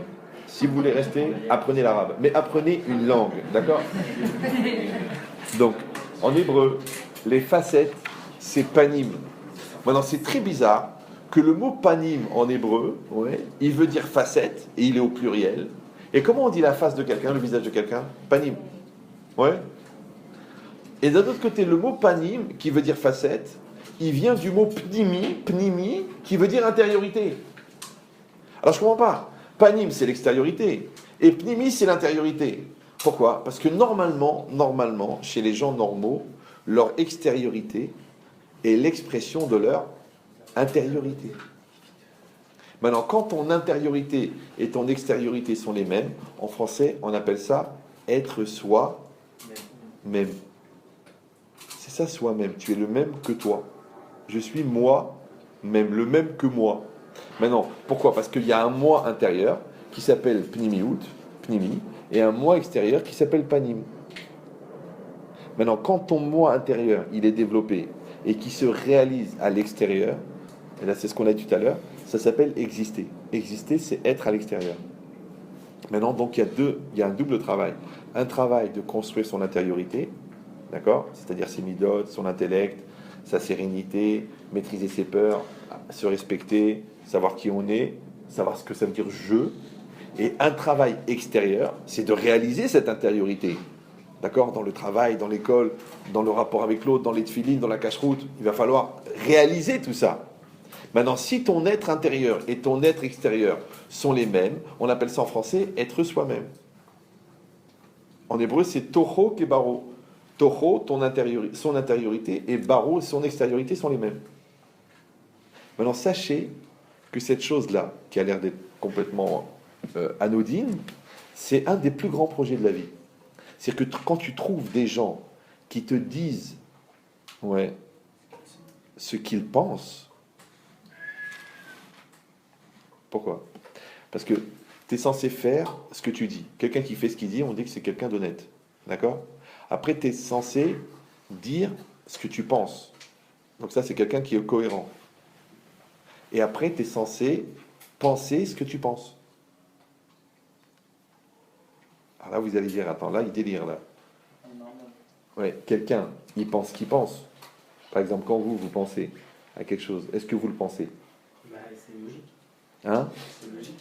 Non, c'est pas évident. Par exemple, tu dis, par exemple, tu as une copine, d'accord? Alors, ta copine, elle te dit, mais tu m'aimes? Alors tu dis, bien sûr. Mais tu le penses vraiment? Elle dit, ouais. Alors pourquoi tu regardes toutes les filles dans la rue? Alors peut-être que tu ne penses pas ce que tu penses. Ça, c'est pour te dire ce que tu penses. Non. Parce que tu dis rien. Ouais. Tu dis je t'aime, mais tu regardes dans la rue. Donc en fait, peut-être que tu n'es même pas convaincu de ce que tu penses être convaincu. Je donne une image. Écoutez bien, je vais vous faire gagner encore 8 ou 9 ans de vie. Écoutez bien. Quand vous dites quelque chose à quelqu'un, maintenant que ce soit que tu parles à ton fils ou que tu parles à un client, ouais, il y a une connotation qu'on appelle la conviction et qu'on appelle la sincérité qui est porteuse de message. Maintenant, quand toi tu ne penses pas ce que tu penses, oui, ça s'entend. Pourquoi? Parce que quand tu parles à quelqu'un, il n'entend pas ce que tu dis, il entend ce que tu penses. Maintenant, quand toi tu ne penses pas ce que tu dis, ouais, c'est parce qu'au fond tu ne penses pas ce que tu penses. Donc, comme tu ne penses pas ce que tu penses, lui, il n'entend rien. Et si on pense, c'est qu'on pense. Bon, alors voilà, on va se mettre d'accord. Regardez. Quand je parle là, vous écoutez ce que je dis. Vous y pensez? D'accord. Maintenant, le fait que vous y pensez ne veut pas dire pour autant que vous le pensez. Ça s'appelle une activité cognitive. C'est-à-dire que votre cerveau, il travaille avec ce que je dis. Mais quand est-ce que vous allez savoir c'est bon si vous le pensez? Par exemple, tu dis à moi, c'est mon copain, c'est mon pote, c'est mon copain, c'est mon pote, c'est mon pote. Le mec, il t'appelle, il dit, écoute, j'ai un gros problème là, j'ai besoin de toi, je suis à Rouen, tu peux venir? Le mec, il dit, attends, c'est la finale du match, de la Coupe d'Europe. Ah, je pensais qu'on était copains. Eh ben écoute, moi aussi je pensais, mais finalement, on n'est pas copains. Si, c'est que quand tu dis je suis ton ami et que tu penses que tu es mon ami, si tu vis en fonction de ce que tu penses, ça s'appelle que tu penses que tu penses. Je confirme ce que tu penses. Voilà. C'est-à-dire que si tu ne vis pas ce que tu penses, c'est-à-dire qu'au fond tu ne penses pas ce que tu penses. Si on pense mal. Hein? Si on pense mal. Ah bah, ça s'appelle aussi ce que tu penses. Si vraiment quelqu'un, par exemple, il a une pensée négative de faire du mal à l'autre, et bien cette haine-là, au fond, elle est sincère. Parce que là, vraiment, il pense qu'il pense. Ça va? Mais si le gars, il a une pensée négative, mais il dit, là, ça me fait de la peine, mais comment je peux penser à une chose pareille? S'il a une guerre dans sa tête, c'est qu'au fond, il ne pense pas ce qu'il pense. Ben, c'est bien. Le remords. Ouais, mais c'est pas grave. Mais qu'est-ce qu'on est en train de dire maintenant? On est en train de dire qu'à l'intérieur de la personne, il faut construire la personne qui pense. Il faut construire la personne qui décide. Il faut construire la personne qui veut. Parce que si cette personne-là n'est pas construite, ouais, donc c'est pas elle qui pense. Après, c'est pas elle qui dit. Après, c'est pas elle qui fait. Alors c'est qui? C'est pour ça que les gens, par exemple, quand ils se font attraper, qu'est-ce qu'ils disent? C'est pas moi. Après, il dit, bon, tu sais, je dis ça, mais je le pense pas vraiment. Pourquoi tu l'as dit alors? Après, tu dis, ça m'a échappé. Après, tu dis, c'était plus fort que moi. Après, tu dis, regarde le plus gros mot qui existe. Excuse-moi, je n'étais pas moi-même.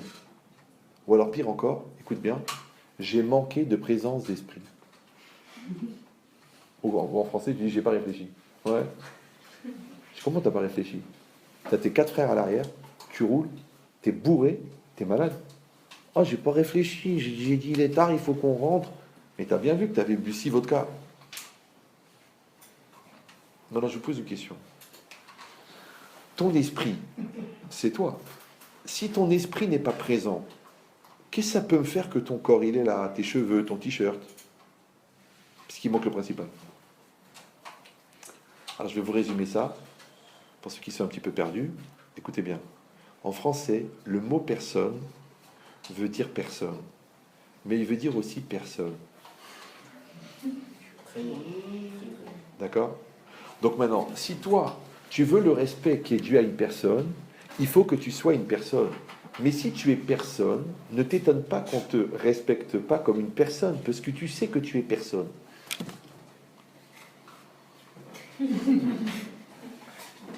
C'est ça le problème. C'est que le mot en français, le mot personne, ouais, il veut dire personne aussi. Comme en hébreu. Comment on dit je en hébreu? Ani. Et comment on dit la négation totale?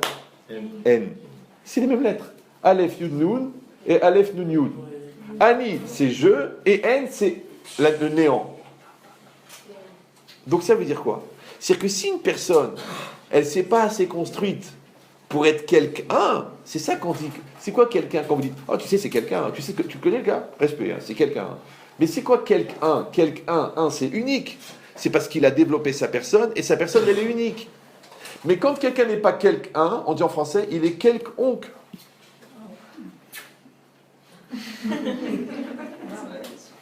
C'est ça enfin, c'est quoi quelconque? Oh il est quelconque. C'est quoi quelconque?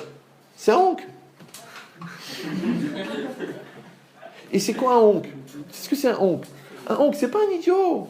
Un oncle, c'est quelqu'un qui n'est pas adapté. Pas de la preuve, c'est que l'intelligence, c'est la capacité d'adaptation. Donc quand tu es inadapté, tu es oncle. Donc être un, puisque le un, c'est le contraire de oncle, quelqu'un, ouais, et un, c'est unique. Donc c'est pas seulement que le côté unique qui est en toi, tu l'as développé, c'est aussi que toi, tu as une relation unique avec la réalité. Tu es adapté avec la réalité. Ça s'appelle en français la personnalité. La personnalité, c'est l'empreinte de ta personne dans la réalité. Quand on voit tes tableaux, on voit ta maison, on voit tes actions, on dit, ce gars-là, on voit qu'il a une personnalité. C'est-à-dire que sa personne, elle s'imprime dans la réalité. Mais quelqu'un qui n'a pas de personnalité, ben, il va être comme tout le monde. Donc il met les jeans déchirés, il les paye plus cher que les jeans en bon état. Après il marche un peu comme ça, parce qu'il a vu ça dans le truc. Après il n'arrête pas de citer le maréchal Pétain. Je ne sais pas, dans chaque phrase, il cite le maréchal Pétain, en fin de phrase, début de phrase. Oh Pétain, oh Pétain. Je ne sais pas ce qu'il a avec le maréchal Pétain. Ouais. Pourtant il n'est pas frontiste, mais le gars il adore le maréchal Pétain. Ouais. Il a un vocabulaire très très restreint.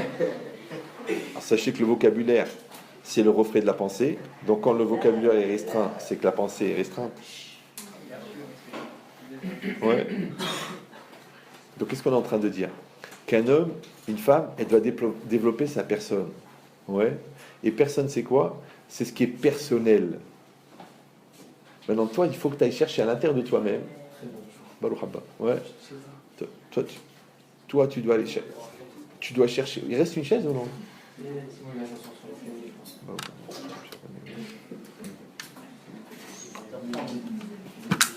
Alors, là, c'est moi, je vais vous faire un schéma, vous allez gagner du temps. Il y a une image pour vous faire comprendre. Vous savez, les poupées russes, c'est des poupées qui s'emboîtent les unes dans les autres. D'accord? Maintenant, l'homme, il est fait comme une poupée russe. Ça veut dire, la poupée la plus profonde, c'est la neshama. Au-dessus de la neshama, il y a une autre qui s'appelle le psychique, le nefesh, le cœur. Au-dessus, il y a encore une autre qui s'appelle le physique, le corps. Et au-dessus, il y en a encore une autre qui s'appelle le vécu. D'accord? Comme dans l'ordinateur. La neshama de l'ordinateur s'appelle le DOS. D'accord? Le système d'exploitation du DOS, c'est le Windows. En fait, c'est le psychique de l'ordinateur. Après, le corps de l'ordinateur, c'est toute l'électronique, avec la tour, avec toute la carte mère, la carte mémoire, d'accord?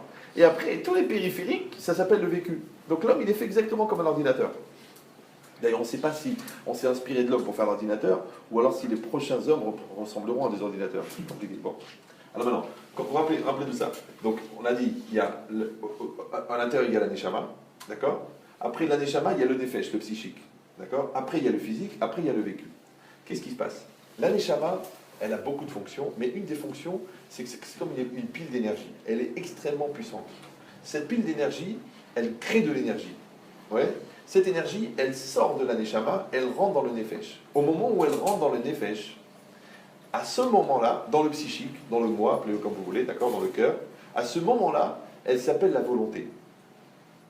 Vous étiez là au cours que j'ai fait l'autre jour à Saint-Brice? Non. Levez la main ceux qui étaient là. Bon, je vais reprendre quelques éléments, mais c'est pas très grave. Si vous l'écoutez 2 fois, imaginez-vous que moi j'assiste à tous mes cours. Je peux vous dire que je l'ai entendu. D'accord? C'est pas grave, je comprends de mieux en mieux ce que je sais déjà. Donc ne vous vexez pas d'entendre 2 fois. Au pire, vous le comprendrez pour la première fois. D'accord? Donc cette énergie, quand elle sort de la neshama, elle rentre dans le nefesh. Ouais, elle crée ce qu'on appelle la volonté. Cette même énergie, quand elle arrive dans le physique, dans le corps, elle s'appelle la volonté, elle s'appelle la motivation. Ouais, pourquoi ce coureur-là, il court plus vite que l'autre? Ils ont à peu près la même musculature, ils ont le même. Il y en a une motivation, celui-là. Oui. Après, ils appellent le mental. C'est ça le mental. Après, cette énergie-là, elle passe dans le vécu. Oui. Et là, elle s'appelle la détermination. C'est que quand toi tu réussis à prendre l'énergie de l'âme et la mettre dans un projet, le projet devient moteur. Maintenant, quand toi, tu n'arrives pas à prendre cette énergie, parce que tu ne la maîtrises pas, parce que tu ne la connais pas, parce que tu ne la reconnais pas, parce que tu ne sais pas l'utiliser, parce que tu l'as gaspillée dans des faux problèmes, qui fait que quand tu arrives au vrai problème, tu n'as plus de force. Donc elle arrive à l'extérieur, elle a été détruite. Maintenant, cette logique, c'est quoi? C'est qu'en fait, tu vas accompagner cette énergie de là vers là. Maintenant, le moi intérieur, au niveau du psychique, et le moi extérieur, au niveau du vécu. C'est que quand tu vois quelqu'un, par exemple, là, vous me voyez. C'est moi que vous voyez, oui, c'est moi. Mais moi, c'est mon moi intérieur qui s'exprime à travers mon moi extérieur. D'accord? Par exemple, là, je vous dis ce que je pense. Donc, je dis. Maintenant, je ne peux pas dire si je ne pense pas. Maintenant, si vous trouvez que ce que je dis, c'est intelligent, c'est parce que le gars qui le dit, il doit être intelligent. Je ne peux pas dire un truc intelligent si je suis brêle. Même, écoutez, il y a des expériences qui ont été faites. Vous prenez un texte intelligent, vous le faites lire par quelqu'un qui ne le comprend pas. Il le lit et il ne le comprend pas. Et le gars qui l'écoute ne comprend pas ce qu'il dit. Alors que le texte lui-même, il est intelligible. Mais le gars qui l'explique, qui le lit, n'est pas intelligent. Et bien l'autre, il ne comprend rien. C'est bizarre, hein? Ça veut dire que la transmission, c'est pas la transmission de ce que tu dis, c'est la transmission de ce que tu penses. Et dans tout, c'est pareil. Donc ne dis pas, comment ça se fait que ma femme, elle n'est pas rassurée sur mon amour? Parce qu'au fond, tu sais que tu l'aimes pas. Par exemple, tu dis, elle est mala, elle est bête, elle est grosse, elle est lourde, elle est nulle. Ah ben, bah, chérie, mon cœur m'a dit, elle ne se sent pas. Elle dit, je sais pas, chérie, je sais pas, tu m'aimes pas, tu m'aimes pas assez. Où t'étais? Qu'est-ce que tu fais? Pourquoi t'es pas là? Qu'est-ce que tu fais sur Internet? Pourquoi elle n'est pas rassurée? Parce qu'au fond, tu l'aimes pas. Mais comment elle sait que je l'aime pas? J'arrête pas de lui dire. Ben, c'est pareil maintenant. Si toi, tu penses que ton fils, il est nul, tu dis, il est nul, il est bête, il est comme sa mère, il est comme la belle famille. Après, tu te dis, pourquoi il faut rien à l'école? Pourquoi il n'a pas confiance en lui? Pourquoi il fait pipi au lit à 19 ans? Pourquoi il passe des heures dans les toilettes? Quel genre d'activité il peut avoir? Ouais. Parce qu'il n'a pas confiance en lui. Tu sais pourquoi il n'a pas confiance en lui? Parce que tu penses qu'il est nul. Mais tu lui as jamais dit. Jamais tu lui as dit qu'il est nul. Tu lui dis, travaille, bon courage. Mais lui, il sent pas ce que tu dis. C'est pourquoi? Parce que tu ne le penses pas. Vous avez compris comment ça marche? Ça veut dire que ça c'est très... Ce que je vous donne maintenant, ça va vous donner la conviction, la détermination, la finalisation des choix, la capacité à commencer un projet et à le terminer. Ouais. Tout ça, ça vient avec ça. Donc quand les gens, ils n'arrivent pas à terminer leur projet, il y en a qui n'arrivent pas à finir un livre, il y en a qui n'arrivent même pas à finir une phrase. Je ne sais pas si vous comprenez. C'est tellement ils ne sont pas construits que tout ce qu'ils produisent, ce n'est pas construit. Comme exemple, la main. Par exemple, si vous mettez une main, si on met une main devant une lampe, dans l'ombre de la main, il y a combien de doigts? Il y en a. Tu veux qu'on teste? Un niveau de synthétisation qui est incroyable. D'accord. Alors en vérité, la réponse, elle est, ça dépend combien il y a de doigts. En général, dans une main, il y a 5 doigts. Tu sais, ça dépend de la dimension de l'honneur. Bon. Mais c'est quoi l'idée, ouais? C'est que... Des fois, il y a un seul doigt. Enfin. Alors, donc, en fait, l'idée, c'est quoi? C'est que la main, ça représente la personne. Et l'ombre, ça représente l'action. Et bien, l'action de quelqu'un, elle est comme la personne. Quand la personne est construite, son action est construite. Et quand la personne n'est pas construite, son action n'est pas construite. Maintenant, il y a des gens qui savent qu'ils ne sont pas construits, donc ils comprennent pourquoi ils font des choses qui ne sont pas construites. Et il y a des gens qui croient qu'ils sont construits, mais qui ne comprennent pas pourquoi ils n'arrivent pas à faire des choses construites. Parce qu'ils n'ont pas compris qu'ils ne sont pas construits. Ça va? Maintenant, le travail de construction, c'est la personne. Ouais. Et le résultat de la personne, c'est la personnalité. Maintenant, tu vas toujours travailler en parallèle entre ta personne intérieure et ta personne extérieure. Maintenant, à l'extérieur, on va te proposer un exercice de maths. Ouais. Tu vas travailler sur l'exercice de maths. Donc, au niveau de l'école, eh ben, tu fais des maths, mais au niveau de ta tête, tu as appris à synthétiser. D'accord? C'est pareil maintenant. Maintenant, là, on va faire un exercice de sport. Donc, au niveau de ton corps, tu vas augmenter tes muscles. Mais au niveau de ton esprit, tu vas développer ta persévérance. Parce qu'il fallait les courir, les 23 km. Vous suivez ou non? Donc tu vas toujours travailler ton intériorité et ton extériorité en même temps. Et si possible, de la même manière, de manière cohérente. Alors après, qu'est-ce que tu vas être? Tu vas être une personne construite. Ça s'appelle une personne. C'est pour ça que la phrase la plus simple du monde et la plus compliquée, c'est « je veux cela ». Tu sais, quand tu dis « je veux cela », c'est la phrase la plus simple. Ouais, quand tu rentres à la pâtisserie, « Bonjour monsieur, qu'est-ce que vous désirez ?» Tu dis « je veux cela ». Tu dis cette phrase, non? Ouais. Mais en réalité, c'est une phrase très compliquée. Parce que le je, il faut le construire. Le veut, on a compris, la volonté, c'est l'énergie de l'âme, il faut la maîtriser. Et le cela, c'est la réalité qu'Hachem te propose et la réalité que tu crées par ta volonté. Parce que ce qui est en face de toi, c'est 50% ce que tu produis par tes choix et 50% ce que Dieu te propose. Oui. Donc ça a l'air simple, en vérité c'est très compliqué. Pourquoi?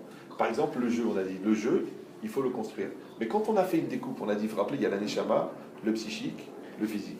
Quand vous prenez en zoom le psychique, ce que les Khamim appellent le cœur, et bien à l'intérieur, en vérité, il y a trois parties. Il y a une partie qui s'appelle le jeu, une partie qui s'appelle Yetzirah, une partie qui s'appelle Yetziratov. Maintenant, c'est quoi Yetzirah et Yetziratov? Les gens disent, bon, le diable, les Belzébuth et le Satan, et... Non, tu peux penser comme ça, mais tu peux aussi penser que les psychologues, ils disent, on a une tendance qui va vers le bien, une tendance qui va vers le mal. Les psychiatres, ils disent, on a une attirance vers la mort, une tentation de mentir, ou alors une tentation de vie. On veut s'en sortir, on veut réussir. D'accord? Les Chinois, ils disent, il y a le yin et le yang. Dr Jekyll et Rav Hyde. D'accord? La schizophrénie, le mensonge, c'est le bipolaire. Ouais. C'est des extrêmes. Mais en vérité, de quoi? Du pluriel. Alors, je vous donne l'idée. Écoutez bien. Les Khamim disent, étant donné que le Yetzirah vient à la naissance, et que le Yetziratov se révèle à la bar mitzvah et à la bat mitzvah. D'accord? Donc, un enfant qui est bar mitzvah, depuis la naissance, il a un Yetzirah.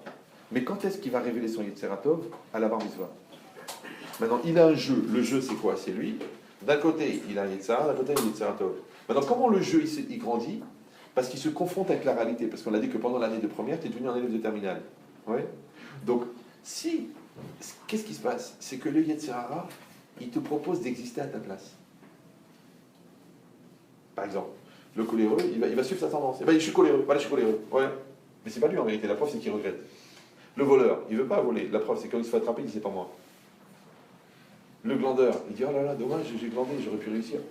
Mais bon, je suis tellement paresseux, j'ai glandé. Donc lui en vérité au départ, le jeu, ouais, il pourrait assumer, il pourrait grandir, il pourrait développer. Mais comme il n'a pas existé, donc c'est le Yetzirah qui va exister à sa place. Or, rappelez-vous qu'on a dit celui qui existe, il s'appelle être vivant. Donc celui qui n'existe pas, il est mort. Alors qu'est-ce qu'il dit l'Agmara? Rechaim bechayehem ikraim metim. Les Rechaim de leur vivant sont appelés morts. Mais c'est pas une punition, c'est pas qu'ils sont punis de mort.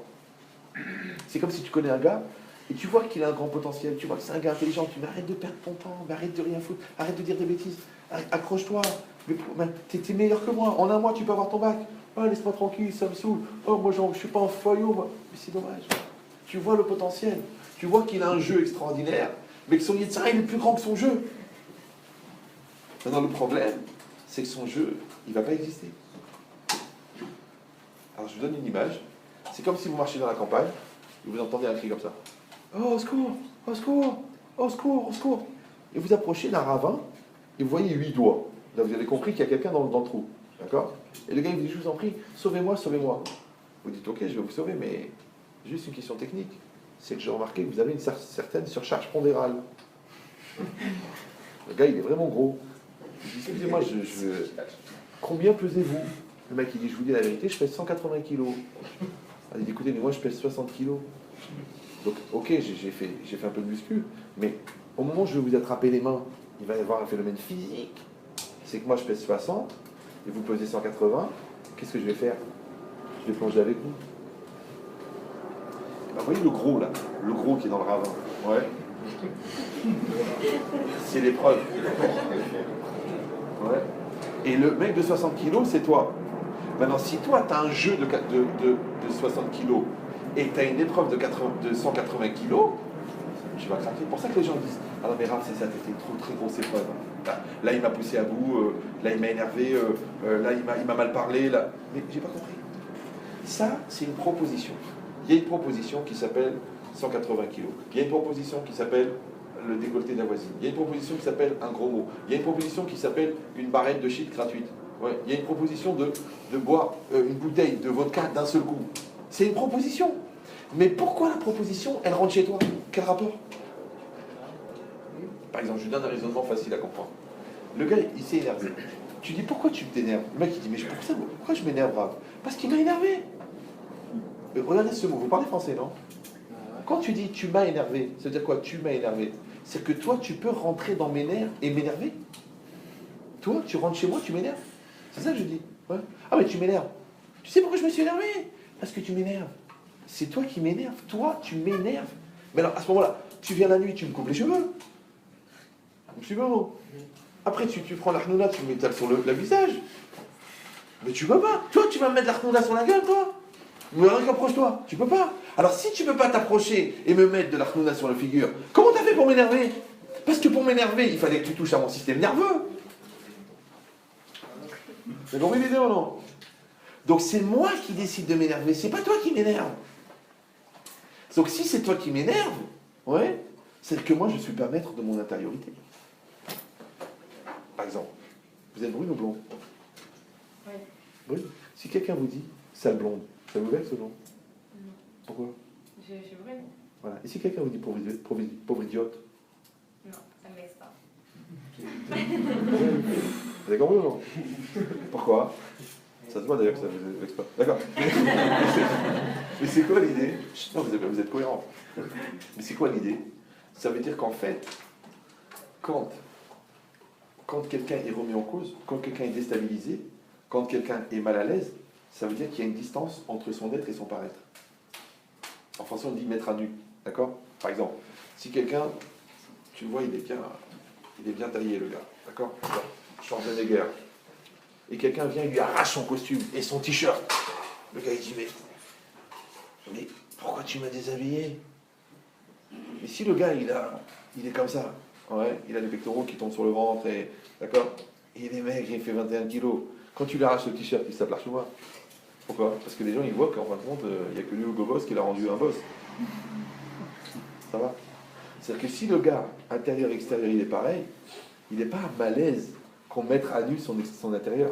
Mais si le gars, il a créé un extérieur pour cacher ses manques intérieurs, le jour où on met ses manques intérieurs à l'extérieur, il devient fou. Ça s'appelle l'archouma.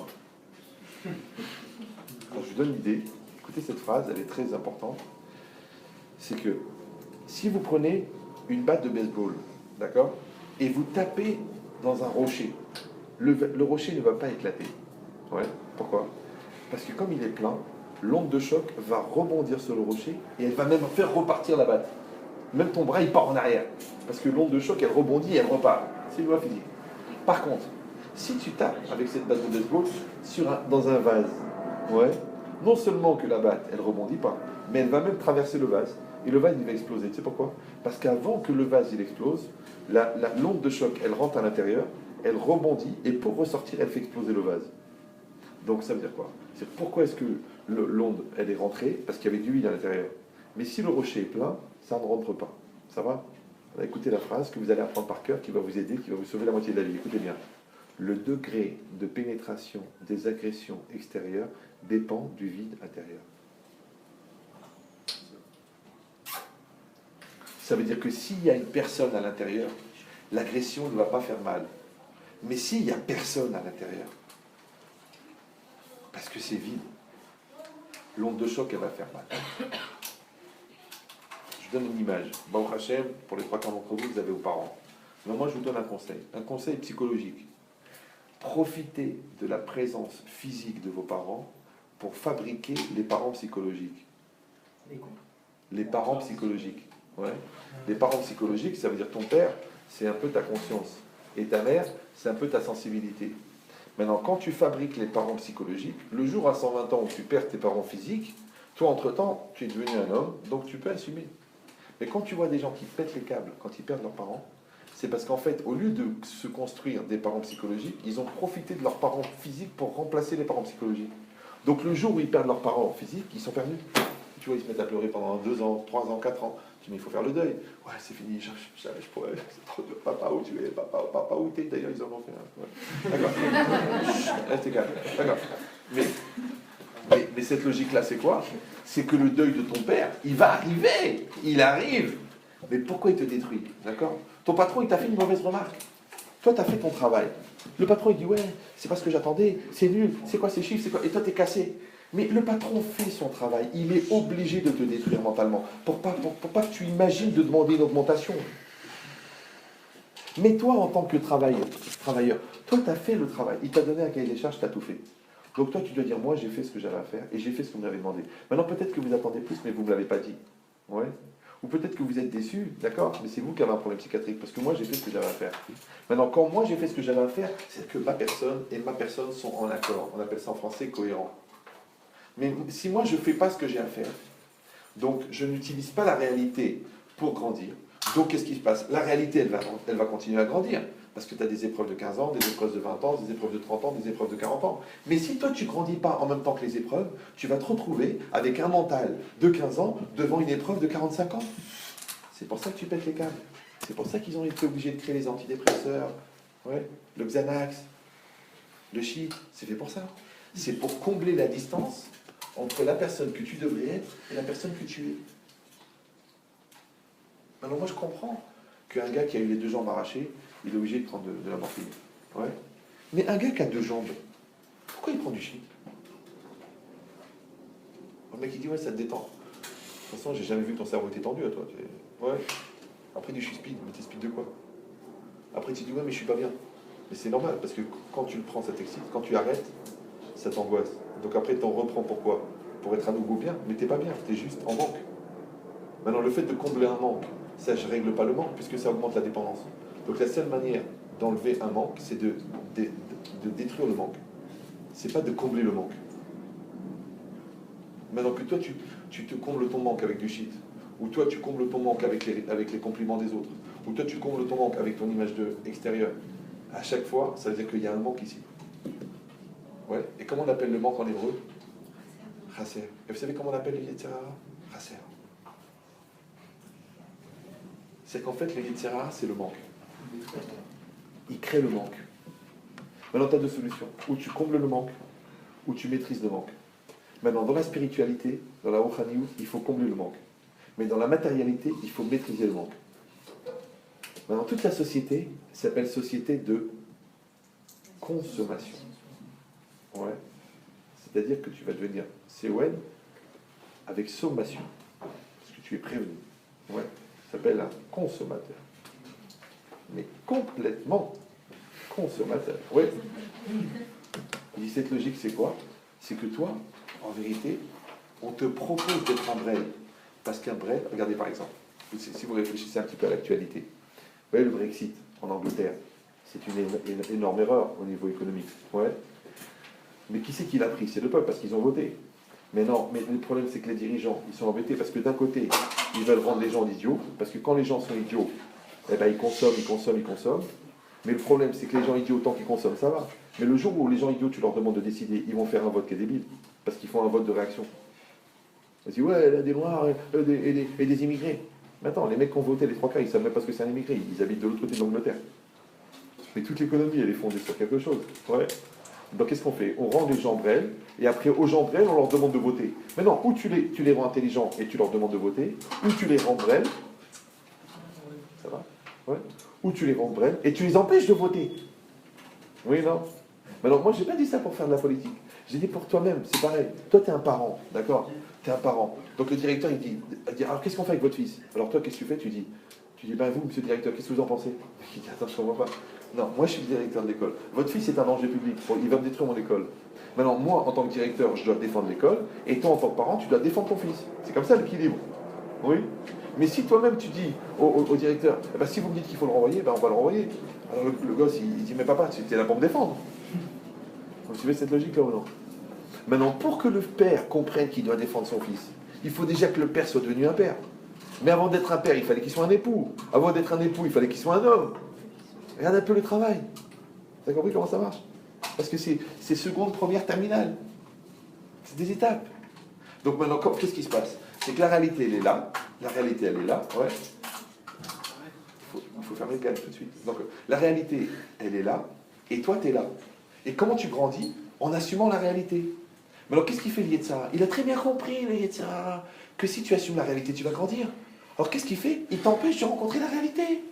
Tu dis, ça me saoule, j'ai pas la tête, c'est trop dur, c'est pas mon problème, c'est toi qui es folle, je préfère me détendre, je verrai ça plus tard, on reporte à demain, on verra, mais pendant ce temps-là, tu grandis pas. Alors, sachez-le, tu n'es pas obligé de grandir. Tu n'es pas obligé. Mais c'est pas parce que tu grandis pas que la vie elle s'arrête de bouger.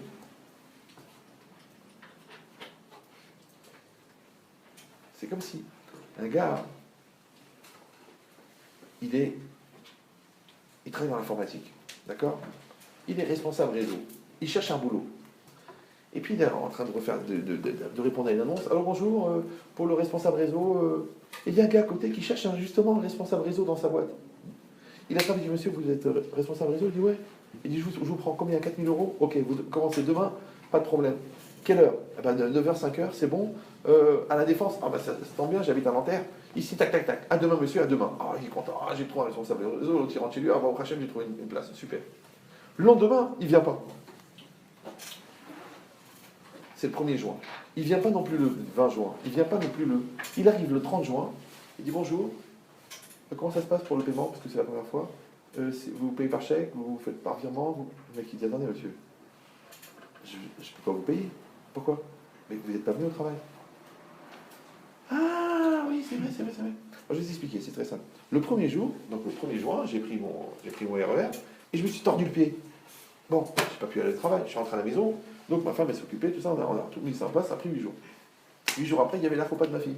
Elle avait la mairie, on a fait une mairie de folie, les gâteaux, des trucs super.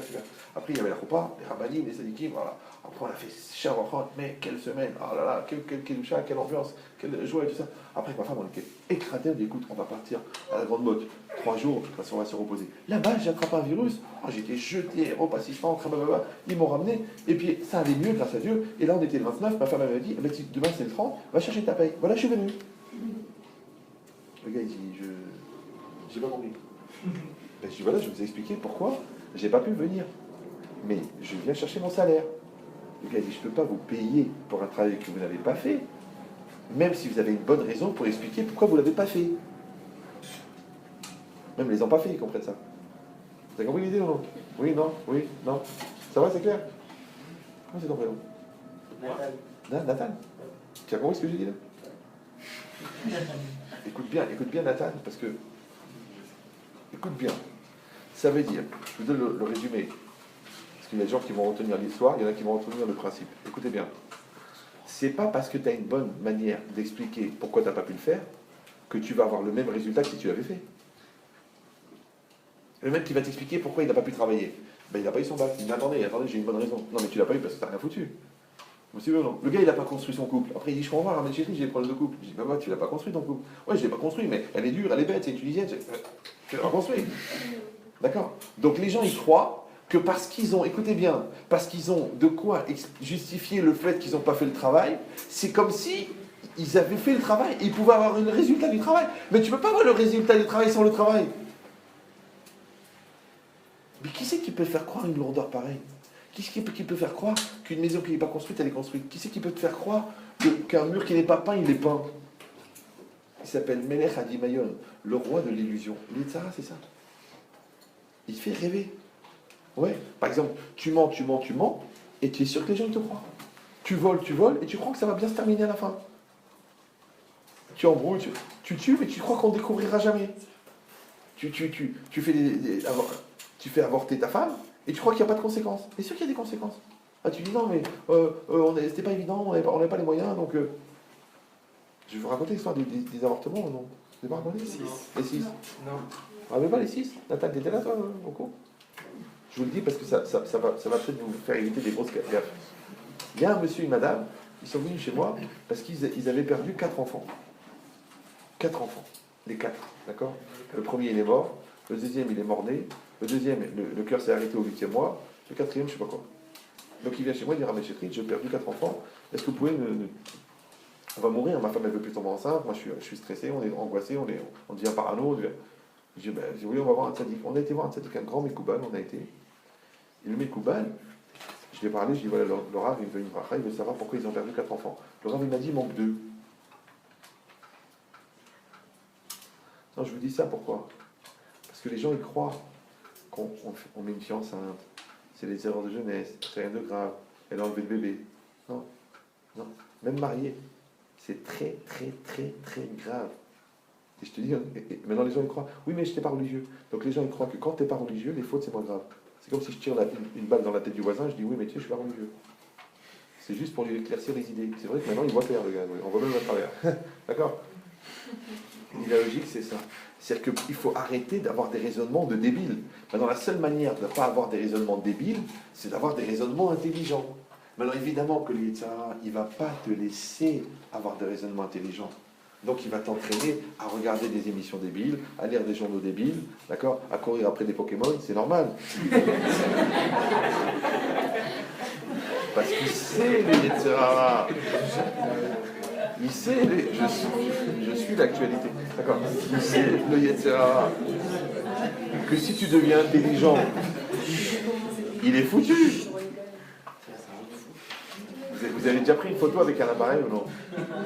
C'est un phénomène bizarre, un appareil manuel. C'est que quand vous zoomez quelque part, le reste devient flou. Vous avez vu ça? Par exemple, là, si je zoome sur la bouteille, le gars derrière, il est flou. Ça va? Donc c'est très important de savoir sur quoi tu zoomes.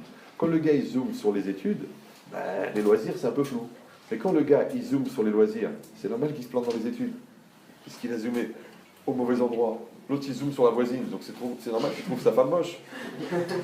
Celui-là il zoome sur les enfants du voisin, qui peuvent être les siens aussi, ouais. Donc après il trouve que les siens ils sont nuls. Parce qu'il a zoomé au mauvais endroit. Ouais. Maintenant qu'est-ce qui fait que toi, tu définis le Icar et le Tafel? Qu'est-ce qui fait que tu fais les bons choix? Mais parce qu'il y a un jeu là. Maintenant, le jeu, je dis et je le répète, je m'excuse pour les gens qui pensent que c'est simple. Le jeu, ça prend des années à construire. Parce qu'il faut qu'à l'intérieur, tu saches si c'est toi, si c'est l'Yetzirah, si c'est plus fort que toi, si ça n'est pas toi, si c'est de l'entêtement, si c'est de la bêtise, si c'est de l'intérêt. Par exemple, je veux dire, il y a des couples qui viennent, d'accord? Alors les gars, des fois c'est des psychologues, c'est des médecins, c'est des ingénieurs.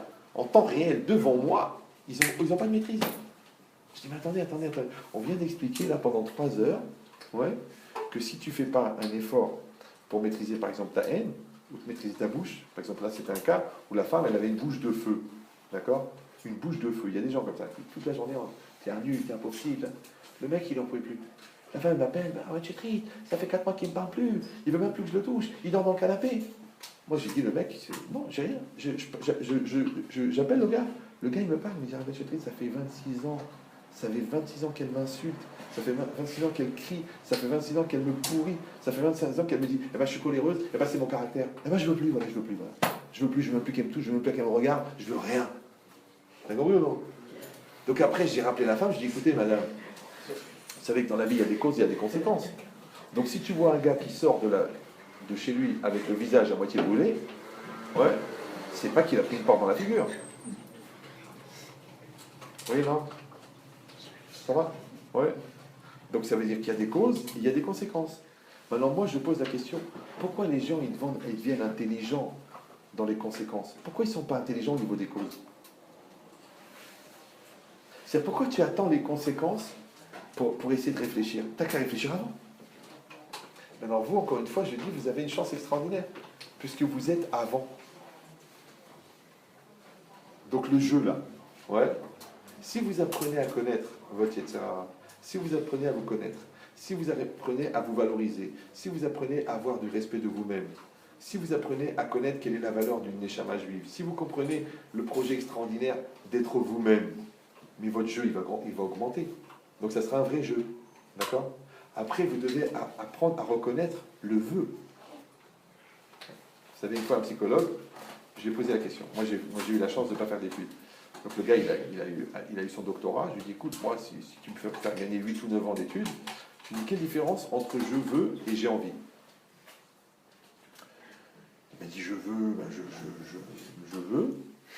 Quand j'ai envie, ben, j'ai 9 ans d'études. Il m'a fait de la peine quand même. Je dis, mais JG, ça veut dire jeune jbeb. Il y a le jeu au milieu. D'accord? D'un côté, il y a la neshama. De l'autre côté, il y a le corps. Maintenant, vous savez, quand même, c'est facile à comprendre, le corps a été créé, c'est de la matière. Tout ce qui a été créé a un début. Tout ce qui a un début a une fin. Donc le corps est fini. Ça va? Par contre, la neshama, elle n'a pas été créée, parce qu'elle est divine. Comme elle n'a pas été créée, elle n'a pas de début. Et comme elle n'a pas de début, elle n'a pas de fin. Maintenant, l'énergie qui sort de la neshama, on l'appelle la volonté. l'énergie qui sort de l'âme, du corps, on l'appelle l'envie. Maintenant, quand tu dis « je veux », c'est que tu t'appropries l'énergie de l'âme. Quand tu dis « j'ai envie », c'est que tu t'appropries l'énergie du corps. Maintenant, puisque le corps est fini, le corps, c'est pour les projets à court terme, et la volonté, c'est pour les projets à long terme. Donc, quand par exemple, moi je dis toujours aux filles, si le garçon il te dit « je veux t'épouser », c'est qu'il a un projet de coexistence avec toi pour relier vos deux neshamot pour l'éternité. Mais s'il dit « j'ai envie de t'épouser », c'est qu'il a faim. Après, c'est toi comment tu te sens dans le rôle du shawarma. D'accord? Je sais que ça fait un peu tarte, mais essaye de ramener ta fraise, tu vas comprendre. D'accord? Donc c'est ça l'idée. C'est ça l'idée. Est-ce que toi, tu es quelqu'un qui veut ou quelqu'un qui a envie? D'accord? Alors prenez juste ce point-là. Écoutez ça, parce que vraiment, si le Yetzar vous empêche d'écouter, c'est que c'est vraiment que ça vous concerne. Écoutez bien. Aujourd'hui, en français, les gens, ils confondent des X. Tu as envie? Oh, j'ai pas envie. Tu sais quoi, j'ai pas envie de faire des études. Oh, j'ai envie de manger une glace. Oh, tiens, j'ai envie de réussir. Oh, j'ai envie de faire tes chouvas. Oh, je veux faire tes chouvas. Non, il faut faire très attention parce que les mots, ils ont un sens. Et les mots, ils sont porteurs d'un projet. D'accord? Quand toi, tu dis j'ai envie, ça veut dire que tu es quelqu'un qui fonctionne à court terme. Donc, tu es instable. Ouais. Par contre, le contraire. Quand tu dis je veux, ça veut dire que tu fonctionnes à long terme et que tu es stable. Maintenant, normalement, ne vous vexez pas, ne le prenez pas mal, d'accord? Mais les enfants, ils disent « j'ai envie » et les adultes, ils disent « je veux ». Et les adolescents, ils disent quoi? Les deux. Hein? J'aimerais. Après, c'est des jeux de mots. Je souhaite, j'espère. Non, en fait, ils sont dans le passage entre la fin du « j'ai envie » et le début du « je veux ». Une transition. Voilà. Et c'est très très dangereux. Non mais c'est très très dangereux. Par exemple, si quelqu'un veut faire un business avec vous, d'accord? Il dit, bon, combien ça coûte pour rentrer dans le deal? Tu dis, ça coûte 50 000 euros. Le mec, tu sais quoi, j'ai envie. Il ne faut jamais travailler avec des gens qui ont envie. Pourquoi? Parce que quand on met 50 000 euros chacun, on commence à perdre de l'argent. Le mec, il dit, oh, tu sais quoi, j'ai plus envie, rends-moi mon argent. Oh, oh, oh, oh, oh, oh, oh. Ça s'appelle une société anonyme. C'est ni toi, ni moi. On met l'argent et on travaille. Maintenant, comme le gars, il fait selon ses envies, il est dangereux puisqu'il est instable. Une fois, il y a un gars, il me téléphone de la Guyane. Tu sais ce que c'est la Guyane? C'est après les Khalal, très loin, d'accord?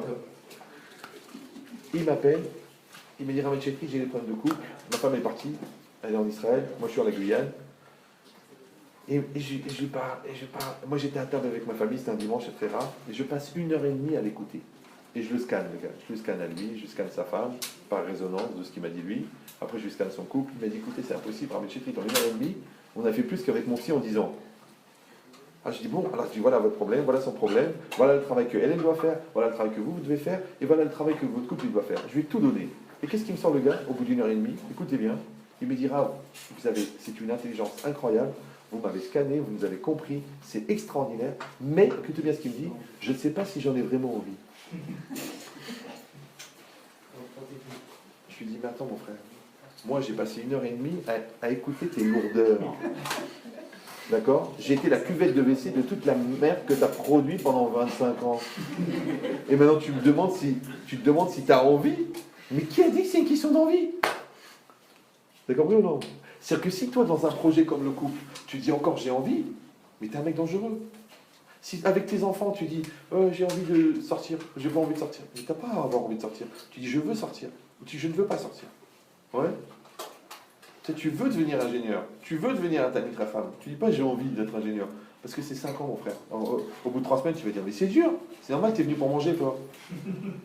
T'es venu parce que tu voulais le titre d'ingénieur, mais pour avoir le titre d'ingénieur, c'est pas qu'il faut être ingénieur, sinon tu vas devenir d'ingénieur toi. Ouais.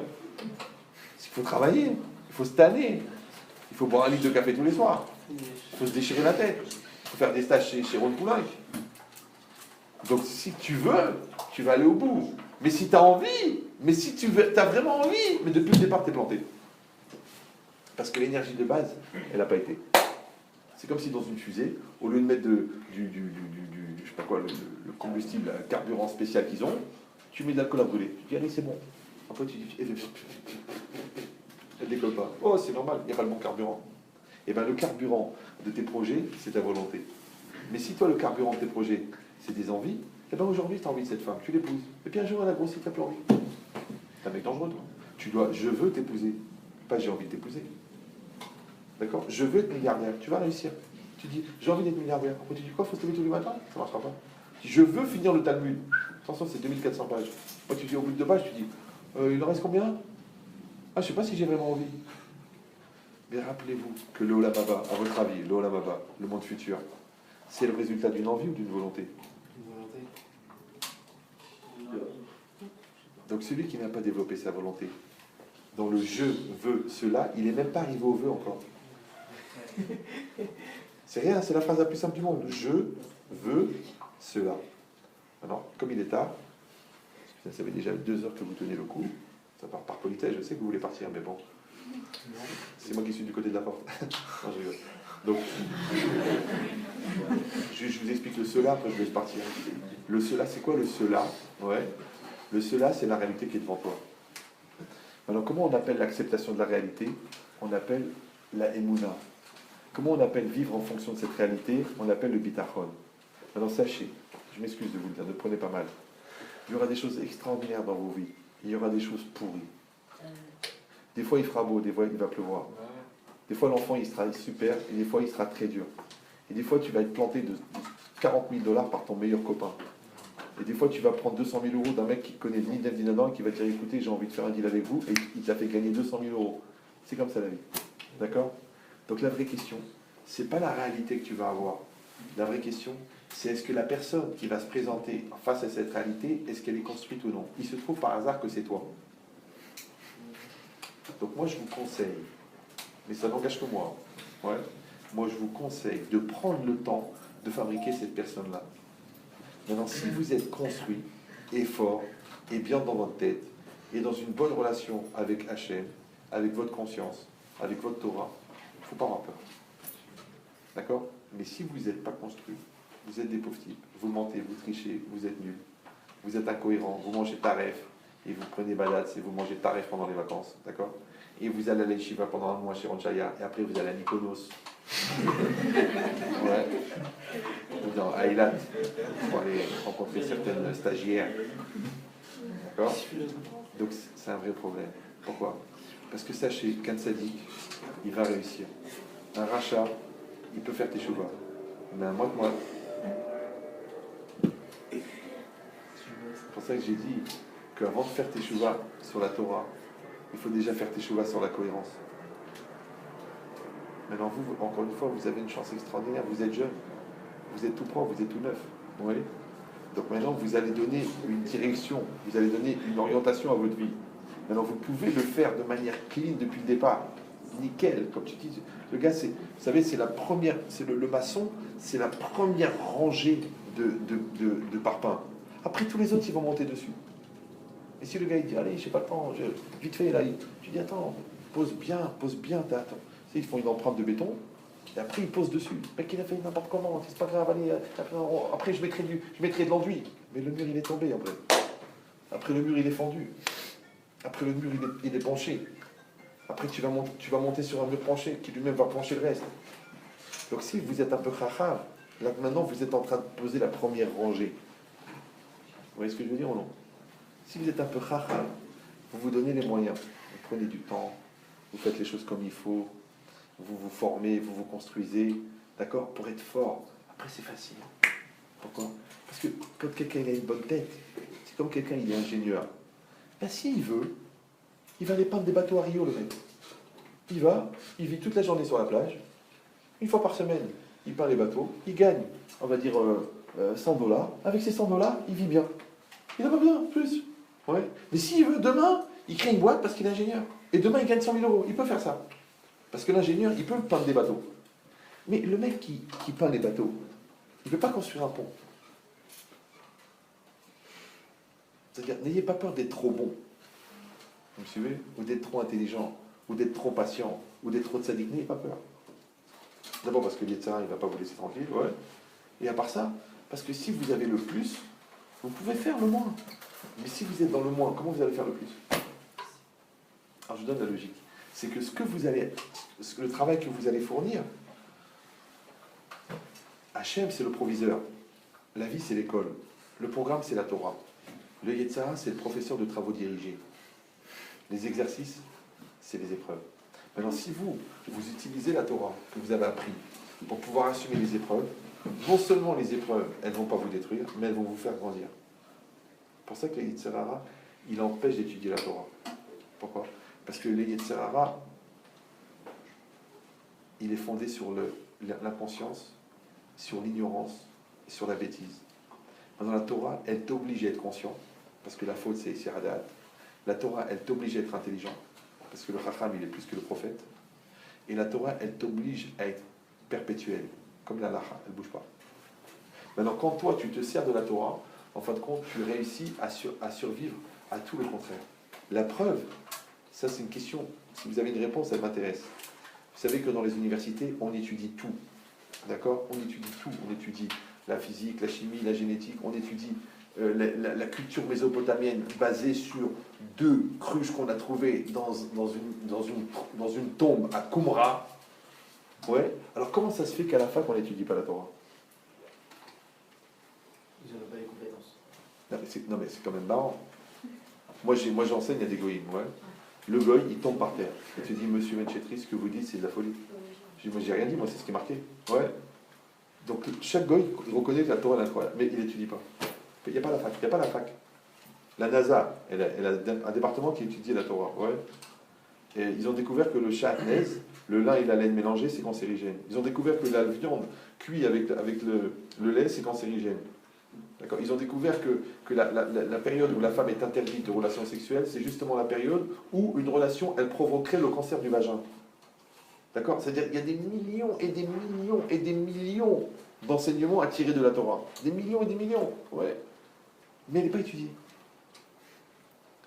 Et si elle n'est pas étudiée chez les goïms, regarde comment elle n'est pas étudiée chez les juifs.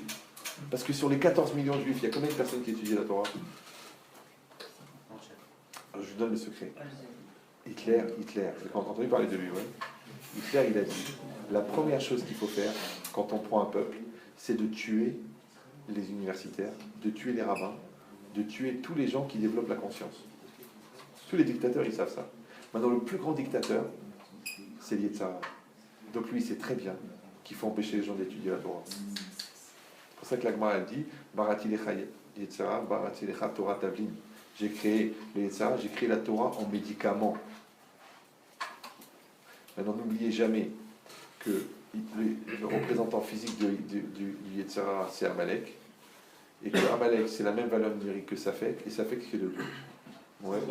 C'est le doute. Et la Torah, c'est le médicament. Donc c'est l'antidoute, ou l'antidote. Donc moi, je vous conseille de prendre le temps d'étudier la Torah. Ouais. Et de vous construire. Parce qu'il y a des gens qui étudient la Torah, mais ils ne se construisent pas. Ils deviennent des talibans. Ouais. Il faut se construire, il faut évoluer, il faut devenir des gens bien. Très très important. Il faut faire attention à votre équilibre. Pas simplement de dire, bah, c'est compris, ça saute, ça saute. Non, il faut être des gens équilibrés. Il ne faut rien toucher à la lacha. Il ne faut rien toucher. Ouais, il ne faut pas toucher une miette. Mais il faut être équilibré. Pas des défauts sous prétexte que vous avez fait tchouva. Non, il faut être des gens normaux. Maintenant, ça prend de l'énergie et ça prend du temps d'être normal. Maintenant, au fur et à mesure que vous allez grandir à l'intérieur, vous en faites pas, les épreuves, elles vont être adaptées. Et comme vous êtes jeune et que vous démarrez, parce que le mieux, c'est de démarrer à 20 ans ou avant 20 ans. Parce qu'à 20 ans, il commence les punitions. Pour les avérotes qu'on a fait à partir de 13 ans. Donc le gars qui est malin, s'il fait tchouva à 20 ans, oui, donc qu'est-ce qui va se passer? Quand il va venir l'épreuve, ça ne sera pas une épreuve de punition, ça sera une épreuve de construction. Par contre, quand on traîne, d'accord, après les épreuves, elles deviennent des épreuves de punition. Voilà, maintenant moi j'ai fini le cours. Avec à vous. J'ai une seule chose à vous dire. Le cours, je l'ai enregistré. S'il y a des gens parmi vous qui veulent le réécouter, je sais que ce n'est pas évident de réécouter, parce qu'on préfère, c'est Philippe, de revoir un film que tu viens de voir, d'accord? Mais si vous voulez, je vous passe l'enregistrement. Si maintenant il y a un degré supérieur, si vous voulez, je l'ai fait maintenant, je l'ai fait à Madrid, je l'ai fait à Porto, je l'ai fait à Lyon, je l'ai fait à Marseille, si vous voulez, parce que vous avez un peu écouté le cours. Alors, il y a beaucoup de cours. Alors, mes cours à moi, d'après les psychologues, ils fonctionnent comme des séances de comportementalisme. C'est qu'en fait, vous faites un cheminement évolutif au fur et à mesure du cours. Maintenant, moi, je connais les cours et je connais l'impact du cours. Celui qui veut, c'est pas obligatoire, celui qui veut un accélérateur de maturité. C'est-à-dire que vous pouvez devenir, par exemple, en un an, la personne que vous pouvez devenir en 10 ans. Je ne sais pas si vous voyez un peu l'intérêt, d'accord? À ce moment-là, moi, vous me donnez votre adresse email, d'accord? Et moi, je vous envoie un programme, c'est-à-dire des cours qui sont gratuits, avec une méthode d'utilisation du cours. En fait, c'est de l'optimisation cognitive, d'accord? Et vous allez avoir un accélérateur. Parce que là, vous avez entendu beaucoup de choses. Vous retenez à peu près 8,5% maximum, plus quelques blagues qui vous ont accroché. Donc, ce soir, c'était pas tellement marrant. Si vous voulez faire un vrai travail, d'accord, que les psychologues ils disent, mais Ria, comment ça se fait que tu arrives à régler en 3 semaines, ce que nous, on n'arrive pas à régler en 10 ans? Parce que moi, j'ai pas une piscine à payer. D'accord? Donc, si celui qui veut, il vient me voir, il me dit, Ria, moi, je vous donne mon email, ou sinon moi je vous donne le email, c'est plus simple, je vous donne mon email, vous m'envoyez un email, vous dites je veux le programme, et vous recevrez 2 emails, un email avec des documents à imprimer, c'est la méthode, et un email avec des cours par WeTransfer, et vous travaillez dessus. D'accord? Vous pouvez le faire pendant les vacances, c'est très bien.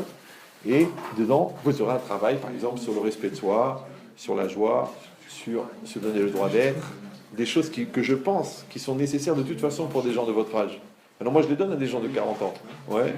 Mais vous pouvez les utiliser à votre âge, et la différence c'est que ça ne sera pas pour effacer un tableau qui est écrit, ça sera pour construire le tableau de départ, de faire la bonne installation électrique depuis le départ, plutôt que d'amener 2 Roumains qui vont te le faire n'importe comment et que ça saute tous les 2 jours. D'accord? Donc si ça vous intéresse de faire ce travail, encore une fois, c'est gratuit, ça sera que pour aider les Hashem des tzadikim à venir. Hi. S'il y a des questions. Un Kaddish, ouais, très bien. Tu veux un livre ou tu... Amen. Amen. Amen. Yeshemer Rabba Mevarach la